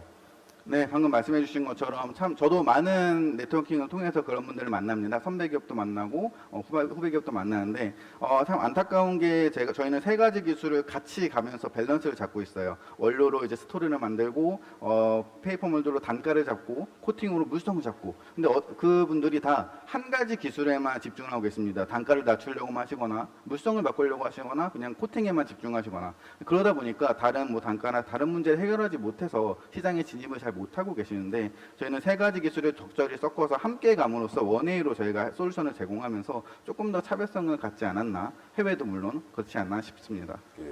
어차피 제조업이라는 기술적 한계가 섹터의 한계가 좀 있어서 밸류업 하려고 하면 어떤 부분이 좀 필요할까요? 저도 그 부분에 되게 많은 고민을 가지고 있습니다. 스타트업으로 제조업을 하기가 참 많이 어려운데요.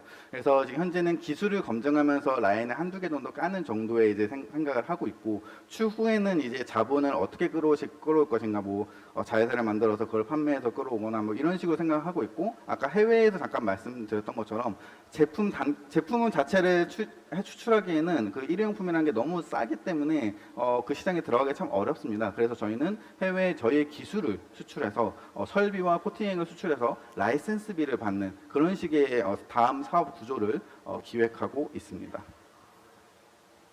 자, 이 아이디어들을 구체화하고 또 사업화시킬 수 있는 날카로운 질문들이 이어졌는데요. 더 없으시면 여기에서 질의응답도 마무리하도록 하겠습니다.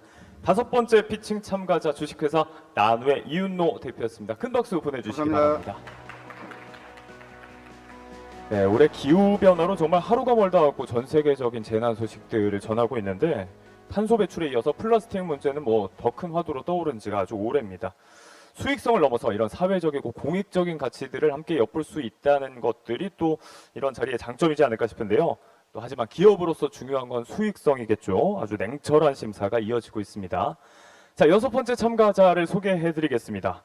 이번에는요, 인사 담당자가 필요 없는 AI 기반 인사관리 자동화 사스 콘티고 아이템을 소개해줄 주식회사 콘티고의 전석원 대표입니다. 자, 6번째 피칭 참가자 큰 박수로 맞아주시기 바랍니다.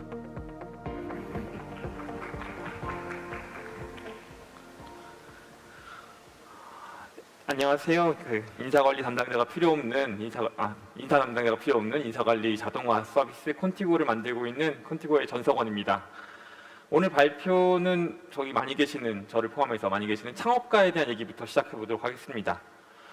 창업가 대표들은 보통 사업 아이템에 대한 전문성 혹은 그 경험, 배운 것들을 바탕으로 해서 창업을 시작합니다. 근데 문제는 창업을 한 이후에 대표님이 되시고 나면 그 사업 아이템뿐만 아니라 경험해 보지 못한 일들에 대해서 책임을 지셔야 될 경우들이 많이 생기세요. 그 중에 인사관리 업무가 가장 대표적인 사례인 것 같습니다. 구체적으로 좀 더 말씀을 드려보면 매년 100만 명 이상이 창업하고 계신데, 창업하신 분들 중에 40% 이상이 창업 전에 취업해 보신 경험이 없으세요. 이 얘기는 다시 말해서 인사관리를 해보신 적도 없고 받아보신 적도 없고, 그러다 보니까 인사관리 업무에 뭔가 문제가 생겼을 때 그 전의 경험으로부터 뭔가 반추해서 문제를 해결할 수 있는 그런 경험들이 부족하다는 한계에 부딪히는 것 같습니다. 꼭 그분들만의 문제는 아니지만, 그러다 보니까 근로기준법 관련해서 고발을 당하시고 적발이 되시는 그런 케이스들이 있는데, 요 적발되는 사유를 보게 되면 금품체불같이 중한 사유들도 있지만, 대부분의 경우에는 계약서를 안 썼거나 계약서를 쓰셨는데 계약서를 보관하지 않으셨거나, 아니면 잘 월급 주시고 급여 명세서 안 내보내셨거나, 이렇게 뭔가 꼼꼼하게 챙기시면 일어나지 않을 문제들 때문에 적발되고 계세요.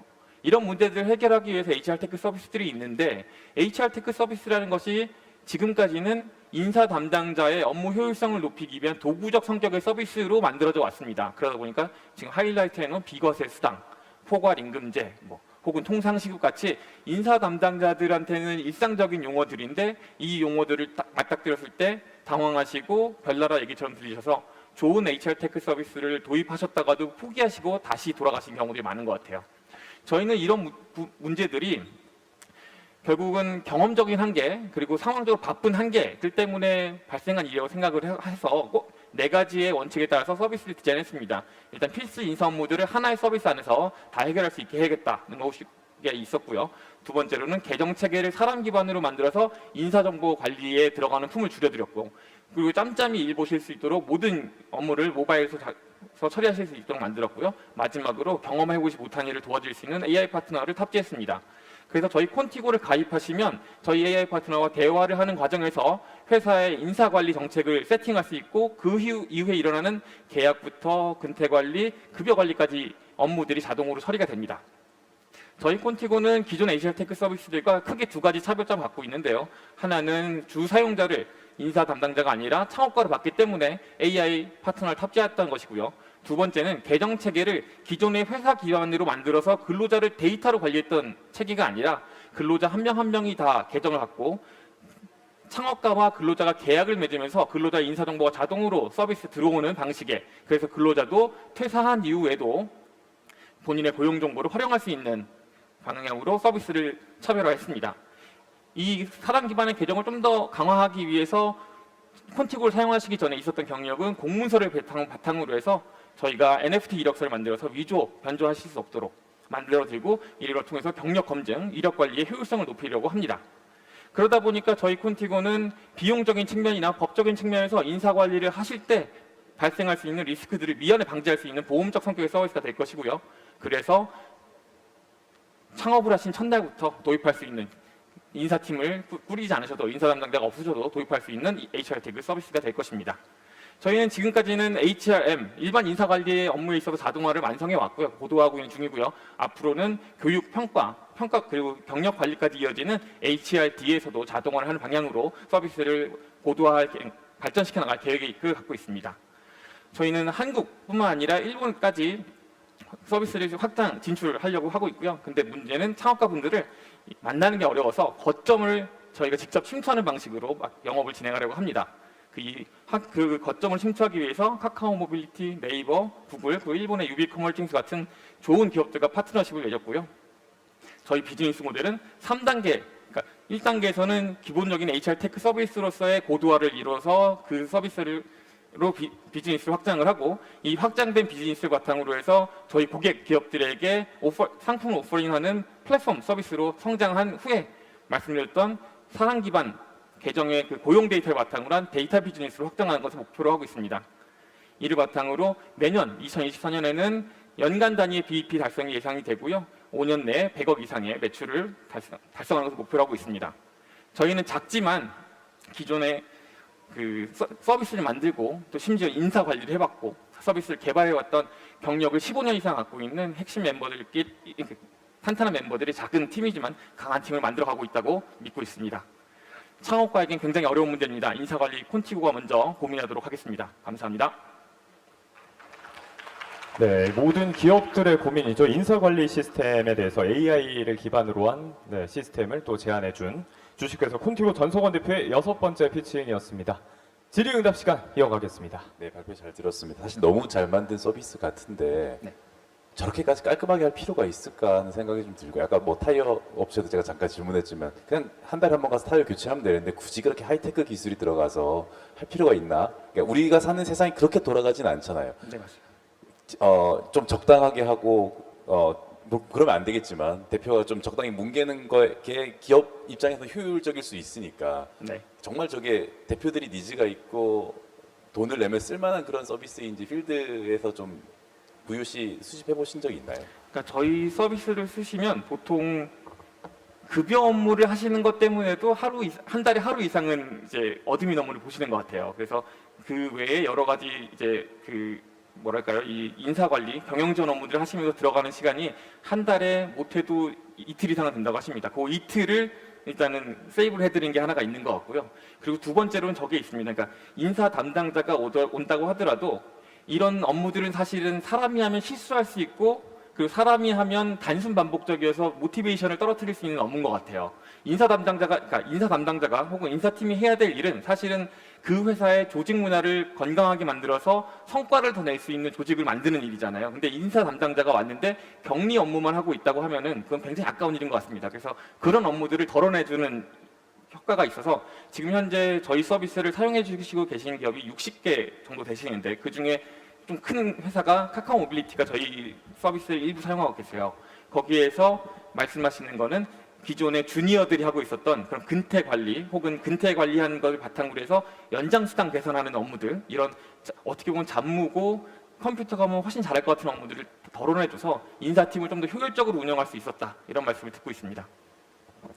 대표님, 저도 잠깐 이해가 잘 안 돼가지고 네네. 저희의 고객은 HR 담당자가 없는 완전 초기 스타트업이잖아요.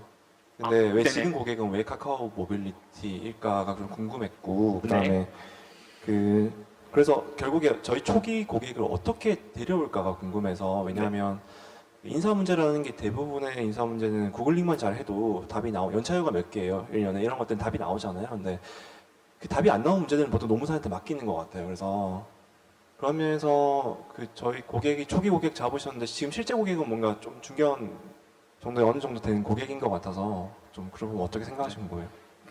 일단 저희 메인 타겟은 말씀하신 것처럼 인사 담당자가 없는 기업이 많습니다. 근데 인사 담당자 중에 이런 HRM 업무를 하고 있는 분들의 그러니까 효율성을 높인다기보다 HRM 업무를 자동화시키는 방향의 서비스이기 때문에 꼭 뭐 인사팀이 있다고 해서 쓰지 않는 서비스는 아니라고 생각을 하고 있고요. 그런 의미에서 카카오 모빌리티 사용하고 계시고, 두 번째로 말씀하셨던 인사 업무는 사실 답이 있습니다. 말씀하신 것처럼 구글링하면 답이 나오는데 답을 어떻게 오퍼레이션하느냐가 중요한 것 같아요. 그러니까 예를 들면은 중도 입사자가 있으면 매월 하나씩 휴가를 업데이트 해줘야 됩니다. 그날에. 근데 그날 안 하고 있다가 이 사람 휴가가 몇 개인지 놓쳤을 때 혹시 이게 문제가 돼서 갈등이 생길 수도 있는 문제가 있거든요. 사실 그런 것들 때문에 사람이, 그러니까 저희 팀에 제가 직전 회사에서 저희 경영지원 팀장이 야근을 매일 하고 있었어요. 엑셀을 이만한 거 열어놓고 매일 하고 있는 이유 중에 하나가 그 회사가 100명 정도 되는 규모였는데 70명이 중도 입사자 있거든요. 그럼 하루에 한 2명 이상의 휴가 업데이트가 생깁니다. 이런 업무들을 답이 있다고 해서 잘 오퍼레이션 하고 있냐라고 하면 찾는 것과 실제는 다르기 때문에 그런 부분들에서 문제가 있고, 말씀하신 것처럼 노무사한테 맡기셔야 되는데 저희의 세컨 고객은 사실 노무사이기도 합니다. 노무사 분들이 수기로 작성된 근태 정보를 다시 전산화 하시는 작업들이 필요하신데 그 부분을 또 자동화해 드리는 게 저희가 서비스로 제공하고 있는 부분이 있습니다. 명확하게 인사 지금 봤을 때 솔직히 기업이 뭐 10인이라든지 초기 기업 같은 경우는 필요할 수도 있지만, 제 생각에는 어떤 문제가 근로계약서든 뭐든 간에 확립이 한번 딱 되면 이거 그대로 하면 되겠나라고 계속적으로 안 할 수도 있고, 제 생각에 제일 중요한 거는 10명이 넘어가거나 하면 인사 담당자를 채용을 해요, 보통은. 왜냐하면 워낙 컨피덴셜한 문제이기 때문에 인사 담당자가 하고, 그랬을 때 루틴한 업무로 봤을 때 처리할 수 있어서 명확하게, 예를 들어서 초기 기업이라든지 창업 창업 기업이라든지 이런 식으로 명확한 포지셔닝이 되게 중요하다고 생각하시거든요. 근데 지금 대표님이 쭉 질문에 대한 답변을 보면 뭐 카카오 모빌리티 100명이 넘는 기업도 쓸 수 있고 되게 이렇게 막 흩어져 있는 것 같은데, 명확하게 타겟팅하는 시장이 어디세요? 명확하게 타겟팅하는 시장은 말씀하신 것처럼, 심사위원님 말씀하신 것처럼 사실 10명이 넘어가서 인사 문제가 생길 때입니다. 사실은 5명 이하에서 사실 인사 문제가 크게 없고요. 10명 넘어가서 20명 정도 됐을 때 인사 담당자를 아직 채용하지 않았을 때 문제들이 많이 생기는데, 저희가 타겟하고 있는 시장은 사실은 20명에서 30명 사이의 회사입니다. 그 인사 담당자가 1명 혹은 2명 있을 때 이 단순 반복적인 업무들을 자동화시켜서 실수가 안 나고, 인적인 실수가 안 나고, 그리고 이 부분들에 있어서 그 인사 담당자들이 본연적으로 해야 될 업무들을 할 수 있게 만드는 서비스, 그러니까 저희 서비스라고 생각합니다. 네, 더 이상 질의응답이 없으시면 여기서 마무리하도록 하겠습니다. 6번째 참가자였습니다. 주식회사 콘티고 전석원 대표에게 큰 박수 보내주시기 감사합니다. 바랍니다. 자, 이 자리에 아마 인사팀 직원분은 안 계시지 않을까라는 생각을 하면서 좀 조마조마하게 봤습니다. 현실적으로 이렇게까지 철저할 필요가 있는가, 뭐 초기 고객을 어떻게 설정할 건가, 이런 질문들을 제가 들으면 아주 그냥 숨이 턱 막힐 것 같은데, 또 열변을 토하면서 답변하시는 모습을 보면서 그간의 고민이 얼마나 치열했는가 좀 엿볼 수 있는 시간이지 않았나 싶습니다. 자, 6번째 참가자의 피칭 함께 하셨고요. 자, 2팀만이 남았습니다. 7번째 참가자를 소개할 텐데요. 어지간하면 이제 짤막한 소개글로 어떤 아이템인지 좀 가늠이 가능한데, 이번에 좀 쉽지가 않습니다. 자, 찌라노 피치 아이템을 소개할 백경증류소의 정창윤 대표가 기다리고 있습니다. 자, 7번째 참가자입니다. 큰 박수로 맞아주시기 바랍니다. 반갑습니다. 네, 맥주를 대체하는 새로운 전통주 문화를 만드는 백경증류소 정창윤입니다. 반갑습니다. 모두 와인 좋아하시나요? 와인을 보시면 라벨에 다양한 정보가 표시되어 있습니다. 와인의 등급, 포도의 품종, 와이너리 등 이 라벨만 보아도 이 와인이 럭셔리 와인인지 아니면 대중적인 와인인지를 알 수 있습니다. 다음으로 연단의 일본의 사케입니다. 사케의 라벨도 보시면 다양한 정보가 표시되어 있습니다. 특히 아미노산도와 일본 주도를 통해서 사케를 마시지 않아도 이 사케가 어떤 맛이겠구나 라고 상상을 할 수가 있습니다. 다음으로 전통주 라벨입니다. 전통주 라벨에는 맵쌀, 찹쌀, 밀 이렇게 단순하게 원재료만 적혀 있습니다. 이 쌀의 품종은 무엇인지, 이 쌀이 어디서 재배되어지는지에 대한 정보가 없습니다. 또한 이 술에 등급이 없는 것이 소비자들이 전통주를 신뢰하지 못하는 주요한 이유가 되고 있습니다. 그래서 저는 농사를 짓기 위해 제주도에서 세종으로 왔습니다. 저는 한의사 집안에서 태어났습니다. 한의원에서는 약을 만들 때 먼저 약재를 법제라는 과정을 거칩니다. 법제란 약제의 독성을 제거하고 약성을 높이는 전통 약제 가공 방법인데요. 이때 많은 약제들이 술로서 법제가 되어집니다. 저희는 이 술을 현대화하여 제품화하였습니다. 저는 술을 빚고 제 동생은 제가 빚은 술을 활용하여 구기자 등을 법제해 현재 산업은행 등의 전통차를 납품하고 있습니다. 저희는 타이 양주장 등과는 다른 독특한 방식으로 누룩을 제조하고 있습니다. 또 오랜 노하우로 만든 효율적인 공정을 사용하여 2인 작업자가 1년에 약 48톤의 쌀을 소비할 수가 있습니다. 우리나라의 주류 현황입니다. 우리나라의 주류 시장은 21년 기준 8조 8천억 원이었습니다. 이 중 전통주 시장은 약 1천억이 안 되는 매우 작은 규모였는데요. 우리나라에서 가장 많이 팔리는 주류인 맥주의 경우 약 4조 1천억 원의 큰 시장을 가지고 있었습니다. 그래서 저는 호로요일을 벤치마킹하여 맥주 시장에 진입하려 합니다. 편의점 맥주 코너에 가셔 보면은 이 호로요일 한 번쯤은 보셨을 텐데요. 한국에서도 매우 인기가 많습니다. 하지만 근래에는 일본 농산품들의 신뢰도가 하락하고 아스파탐이나 인공향 등을 배제하는 사회 분위기가 있기 때문에 판매량이 하락하고 있습니다. 저희 백경중개소가 내어놓을 제품들입니다. 저희는 전통주 카테고리에 있기보다는 맥주, 사케, 위스키, 와인 카테고리에 들어가고 싶습니다. 앞서 말씀드린 제품들의 예상 테이스팅 노트를 그려보았습니다. 100여 명의 세종시민들과 전문가들의 의견을 수렴하여 레시피를 만들었습니다. 저희 제품들의 예상 출시 시기와 라인업을 도표로 그려보았습니다. 가장 처음 만들 제품으로는 찌라노 피치피치가 있습니다. 이 술은 배곡찰과 예찬미를 사용해서 만들며 삼양주 공법으로 만듭니다. 그리고 세종시 특산물인 복숭아를 20%를 채워 만듭니다. 때문에 복숭아 탄산 주스를 마시는 듯한 느낌이 납니다. 예상 고객의 페르소나를 분석해 보았습니다. 3040 직장인 여성들을 대표하는 김수진 씨입니다. 김수진 씨는 애주가이며 혼술과 홈술을 즐기는 캠핑족입니다. 운동을 하기 싫지만 건강한 음식을 먹어서 건강을 챙기고 싶고, 그리고 다음날 출근을 해야 하기 때문에 숙취가 걱정됩니다. 우리나라에 이런 김수진 씨는 약 83만 명 정도가 있습니다. 저희는 헬스시설의 양주장을 오늘 완공하였습니다. 그리고 세종시의 지원을 받아 월 2만 4천 캔을 만들 수 있는 설비를 구축하였습니다. 저는 2번의 지분 참여를 통한 양주장 창업 경험이 있어 이 시장에 대해서 잘 알고 있다고 생각합니다. 또한 다양한 경험이 있어 많은 컨텐츠들을 가지고 있습니다. 최근에 국내 최정상 아이돌이 운영하는 유튜브 채널에 저희 제품을 협찬한 경험이 있습니다. 저는 2012년부터 집안의 술을 현대화하는 작업을 시작하였으며 전통주 대회와 그리고 전통주 강의 등 다양한 활동들을 하였습니다. 먼저 함양 인삼농장 근무 당시 개발한 제품들입니다. 5060 고객을 타겟팅하여 제품을 개발하였습니다. 제주도 별꽃 양주장 근무 당시 개발한 제품들입니다.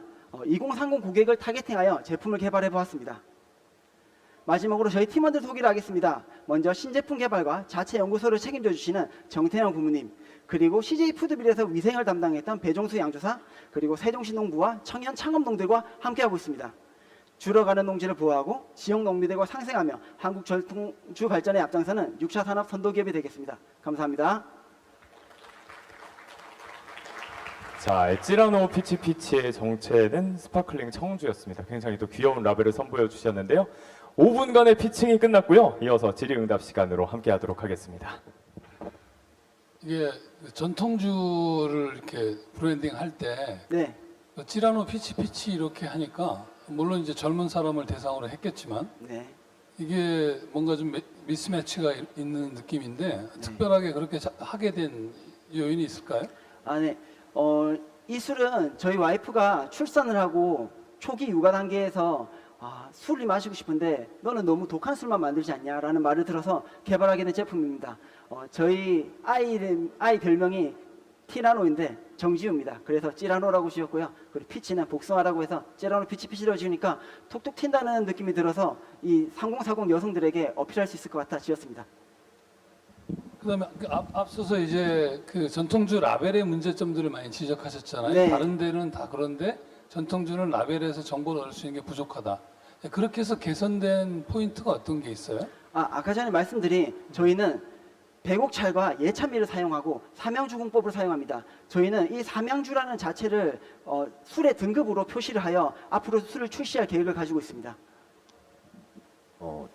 당연히 뭐 정통주 예전에 뭐 한의사 집안에서 정통주를 만들고 술에 대해서 맛이나 이쪽에 대해서 자부심 그거는 충분히 느껴지고요. 근데 워낙 다양한 술들이 되게 많이 출시가 되잖아요. 요즘에는 뭐 해외에서 맥주도 많이 오고 또 지금 뭐 제주 에일 맥주부터 해서 수많은 다양한 그런 주류들이 많은데 결국에는 지금 그 백경 증류소에서 하는 거는 우리 제품을 어떻게 마케팅해서 소비자에게 어필을 할 것인가가 되게 세부적인 마케팅 전략이 있어야 될 것 같다는 생각이 들거든요.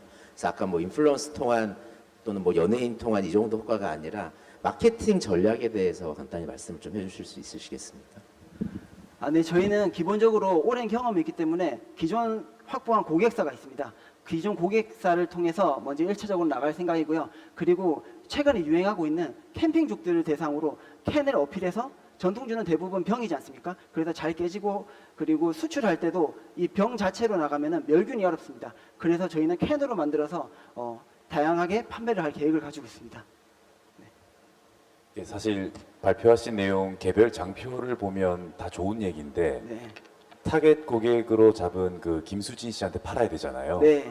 근데 김수진 씨를 타겟으로 제품을 만들었다는 걸 볼 때는 공룡이라는 그 캐릭터와 찌라노 피치피치라는 이름과 그다음에 전통주라는 컨셉과 그 품종 각각이 좀 따로 노는 느낌이라서 그 네. 페르소나를 보고 제품을 기획했나라는 생각은 좀 들거든요. 네. 어떻게 생각하시나요? 먼저 3040 그 김순희 씨는 일단 제 와이프가 이제 주요 모델이었습니다. 와이프와 와이프 친구들이 조금 귀여운 캐릭터를 사용했으면 좋겠다라고 해가지고 아까 저런 캐릭터와 이름이 일단 사용된 거고요. 그리고 맛 같은 경우는 3040들 여성들 같은 경우는 알코올 향이 너무 세면 또 싫어하더라고요. 그래서 복숭아를 조금 첨가를 많이 해서 그리고 달콤하게 그렇게 만들었습니다. 네, 더 이상의 질문이 없으시면 7번째 참가자의 피칭을 여기서 마무리하도록 하겠습니다. 전통주 제조업체 백경증류소 정창윤 대표의 피칭이었습니다. 큰 박수 보내주시기 바랍니다. 감사합니다. 네, 무슨 아이템인가 싶었는데 저도 정말 좋아하는 술 이야기였습니다. 아내분의 고민에서 출발을 했다고 밝혀주신 만큼 상당히 또 가정적인 아이템이라는 생각도 들었고 이런 지역 소멸 위기에서 참 지역과 상생할 수 있는 전통주의 소식은 참 반가울 수밖에 없는데요. 앞으로 성공적인 행보를 기대해 보도록 하겠습니다. 자, 이제 마지막 참가자만이 남아 있습니다. 좋은 술에는 또 좋은 안주가 빠질 수가 없겠죠. 밀레니얼 마블 스테이크 아이템을 소개해줄 천년식향 안백린 대표, 오늘의 마지막 참가자로 기다리고 있습니다. 큰 박수로 맞아주시기 바랍니다.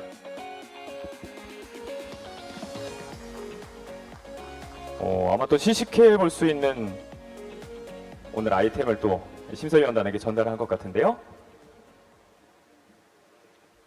네, 안녕하세요. 세계 최초 한우 대체육을 만드는 천년식향의 안백린입니다. 불러주셔서 감사합니다. 여기 보시는 이 사진은 한우가 아니라 저희 대체육 시제품인데요. 핫바, 피자, 신라면 한 번쯤은 맛있게 드셔보셨을 것 같은데 이미 여기에는 대체 단백질이 많이 포함되어 있습니다. 근데 콩고기 라면 하면 맛이 없을 것 같죠? 그것처럼 요리로서 판매하는 것이 굉장히 중요한데요. 그럼에도 대체육 굉장히 많은 분들에게 투자를 받았습니다. 세계적인 부호들이 투자를 하는 이유는 탄소 배출 때문인데요. 굉장히 비효율적인 소고기 생산 700kg 중 92%는 버려지거나 아니면 엄청나게 싸게 팔립니다. 한우투 플러스 기름 같은 경우는 코코넛 오일의 4분의 1 가격, 굉장히 싸게 팔리는데요. 식품군 중에서 소고기 탄소 배출 1등인데도 불구하고 제 전공을 살려서 건강상의 이유를 설득해 보았지만 설득력이 없었습니다. 왜냐하면 저처럼 소고기를 좋아하는 사람들이 하루아침에 환경 때문에 고기를 끊는다? 비현실적이기 때문이죠. 그래서 이 한우에 대체하기 위해 대체육이 나왔는데 3가지 이유로 부족했습니다. 우선 가짜 고기라는 브랜딩, 뭔가 가짜가 따라하는 것 같다. 그리고 콩 비린내가 난다. 화학적 풍미가 난다. 그리고 마블링 스테이크가 없다라는 것입니다. 고기 시장의 60%는 썰어먹는 고기형인데요. 비욘드 미트, 임파서블 푸드, 지구인 컴퍼니 모두 간고기 또는 잘려져 있는 고기 형태만 판매하고 있고요. 지금 여기 나와 있는 이렇게 스테이크 형태는 전 세계 딱 2곳, 인기가 너무 많아 57억, 390억을 투자를 받았습니다. 이것을 유럽에서 얻어 먹어봤을 때 육질은 정말로 훌륭했으나 맛이 약간 참치 캔 향이 난다는 아쉬운 점이 있었습니다. 이 문제를 해결하기 위해 저희는 3D 모델링으로 마블링을 만드는데 오늘 가져온 그렇게 마블링이 없는 린 미트뿐만 아니라 45%까지 마블링, 와규 같은 스타일까지 저희가 만들 수 있는 육질 출원하였고요. 그리고 풍미 같은 경우는 서울대학교랑 협업하여 저희가 한우 풍미를 만듭니다. 한우의 감칠맛, 호주산보다 훨씬 더 많이 들어있는데 그게 버섯에 굉장히 많이 들어있습니다. 그래서 그것을 발효하여 한우 풍미를 만드는 특허 저희가 보유하고 있고요. 그리고 제품이 친환경일 뿐만 아니라 패키징도 친환경입니다. 업사이클링된 그 나무로 만든 패키징으로 저희가 소비자들에게 파인 다이닝을 하는 것 같은 밀키트 형식 나갑니다. 세계 유일 소 없는 한우 대체육 1kg에 40만 원이 들었었는데요. 저희가 3년간 연구한 결과 15,000원으로 줄일 수 있었고요. 저의 강점, 풍미, 마블링, 가격뿐만 아니라 7년 동안 이 만든 것을 굉장히 많은 분들이 맛있게 드셔주셨습니다. 고기인 줄 착각할 뻔하셨다라는 피드백도 있고요. 국가식품클러스터에서 육질 검사했을 때 굉장히 질긴 부채살, 양지랑 비슷한 게 아니라 한우 2 플러스 안심과 가장 비슷한 결과, 그리고 130명 대상 블라인드 테스팅한 결과 소고기랑 만족도가 굉장히 비슷했습니다. 그런데 대체육이라고 같은 고기를 먹였는데 대체육이라고 얘기하는 순간 얼굴이 찌그러졌습니다. 그것처럼 대체육보다 요리로서 판매하는 것이 중요한데요. 지금 플래그십 스토어에서 50% 이상 외국인, 그리고 30, 40대 남성분들이 굉장히 많이 오시고 90% 이상은 비건이 아닙니다. 이거에 맞춰 저희는 미국에는 고메 푸드마켓 에라헌을 먼저 타겟을 할 예정이고요. 한국 같은 경우는 저희 플래그십 스토어 B2C, 그리고 스타 셰프님들 레스토랑 B2B, 그리고 이런 밀키트 B2C를 마켓컬리나 현대백화점에서 판매할 예정입니다.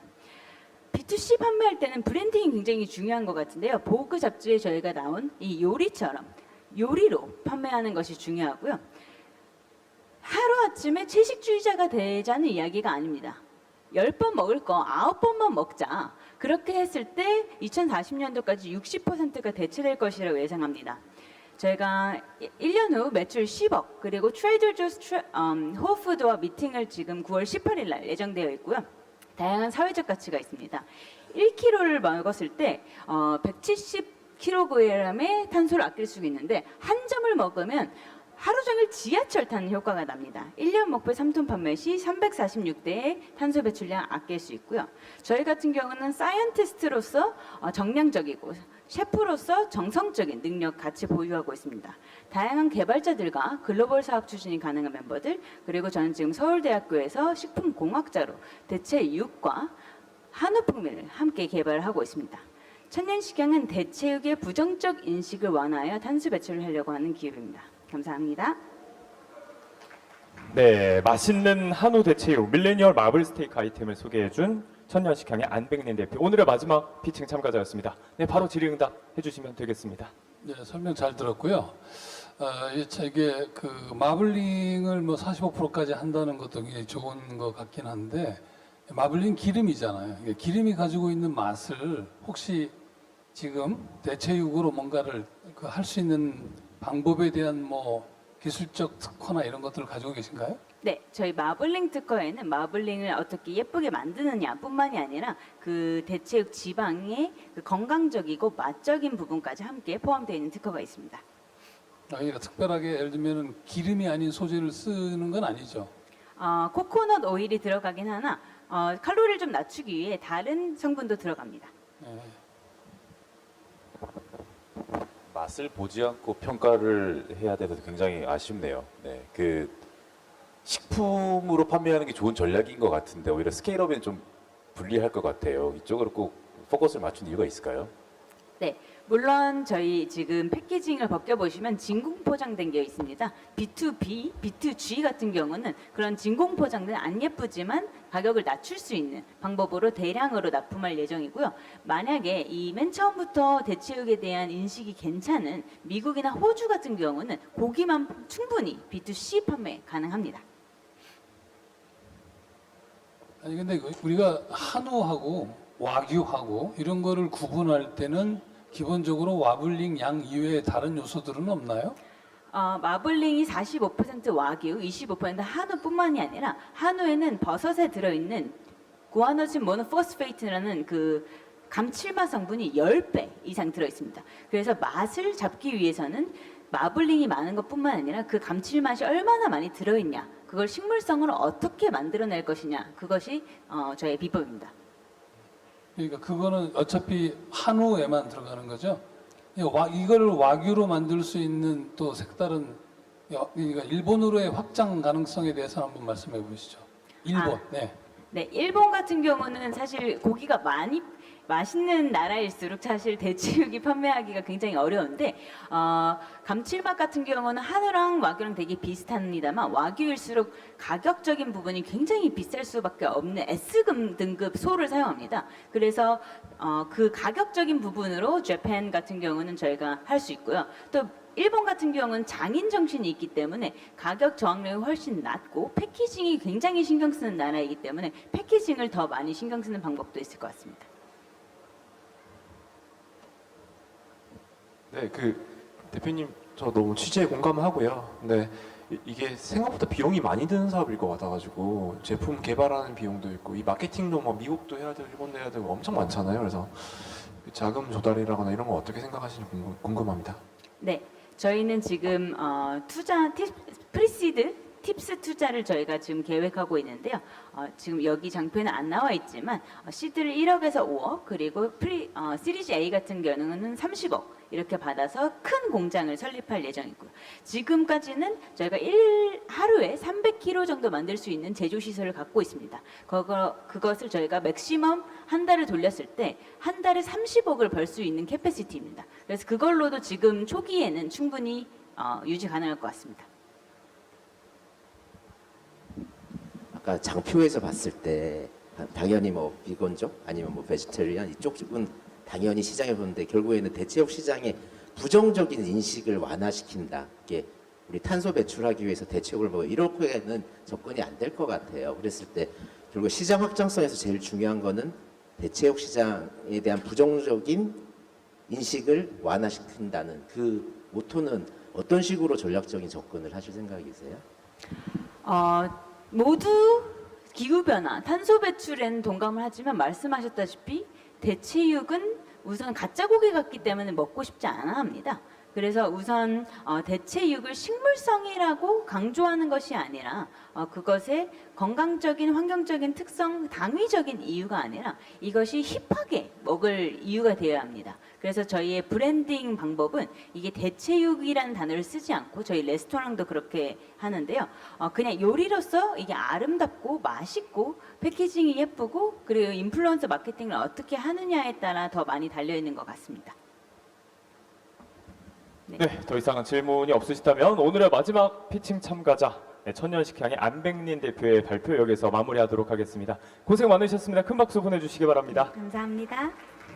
지금 뭐 먼저 전해주신 샘플이 이제 시식이 좀 힘든가 보죠. 저도 맛이 굉장히 궁금했는데 생고기군요. 먹을 수가 없군요. 알겠습니다.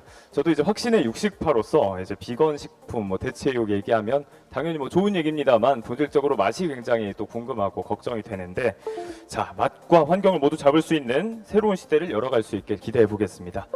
자, 이렇게 마지막 참가자까지 만나봤습니다. 뭐 작년에도 그랬지만 올해 역시 이렇게 참가자들의 열기가 굉장히 뜨거워서 바로 옆에서 이런 것들을 느낄 때마다 조만간 우리의 스타트업이 세계 시장을 주도하지 않을까라는 기대감이 커질 수밖에 없는데요.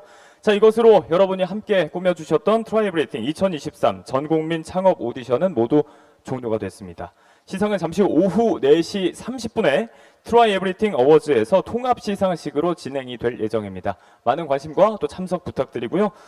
오디션은 끝났지만 전 국민의 창업을 위한 도전은 지금 이 순간에도 계속되고 있습니다. 앞으로도 국민들이 자유롭게 상상하고 또 고민하고 창업할 수 있는 그런 세계 시장으로 뻗어나갈 수 있는 길에 트라이 에브리띵이 항상 앞장서고 또 함께하도록 하겠습니다.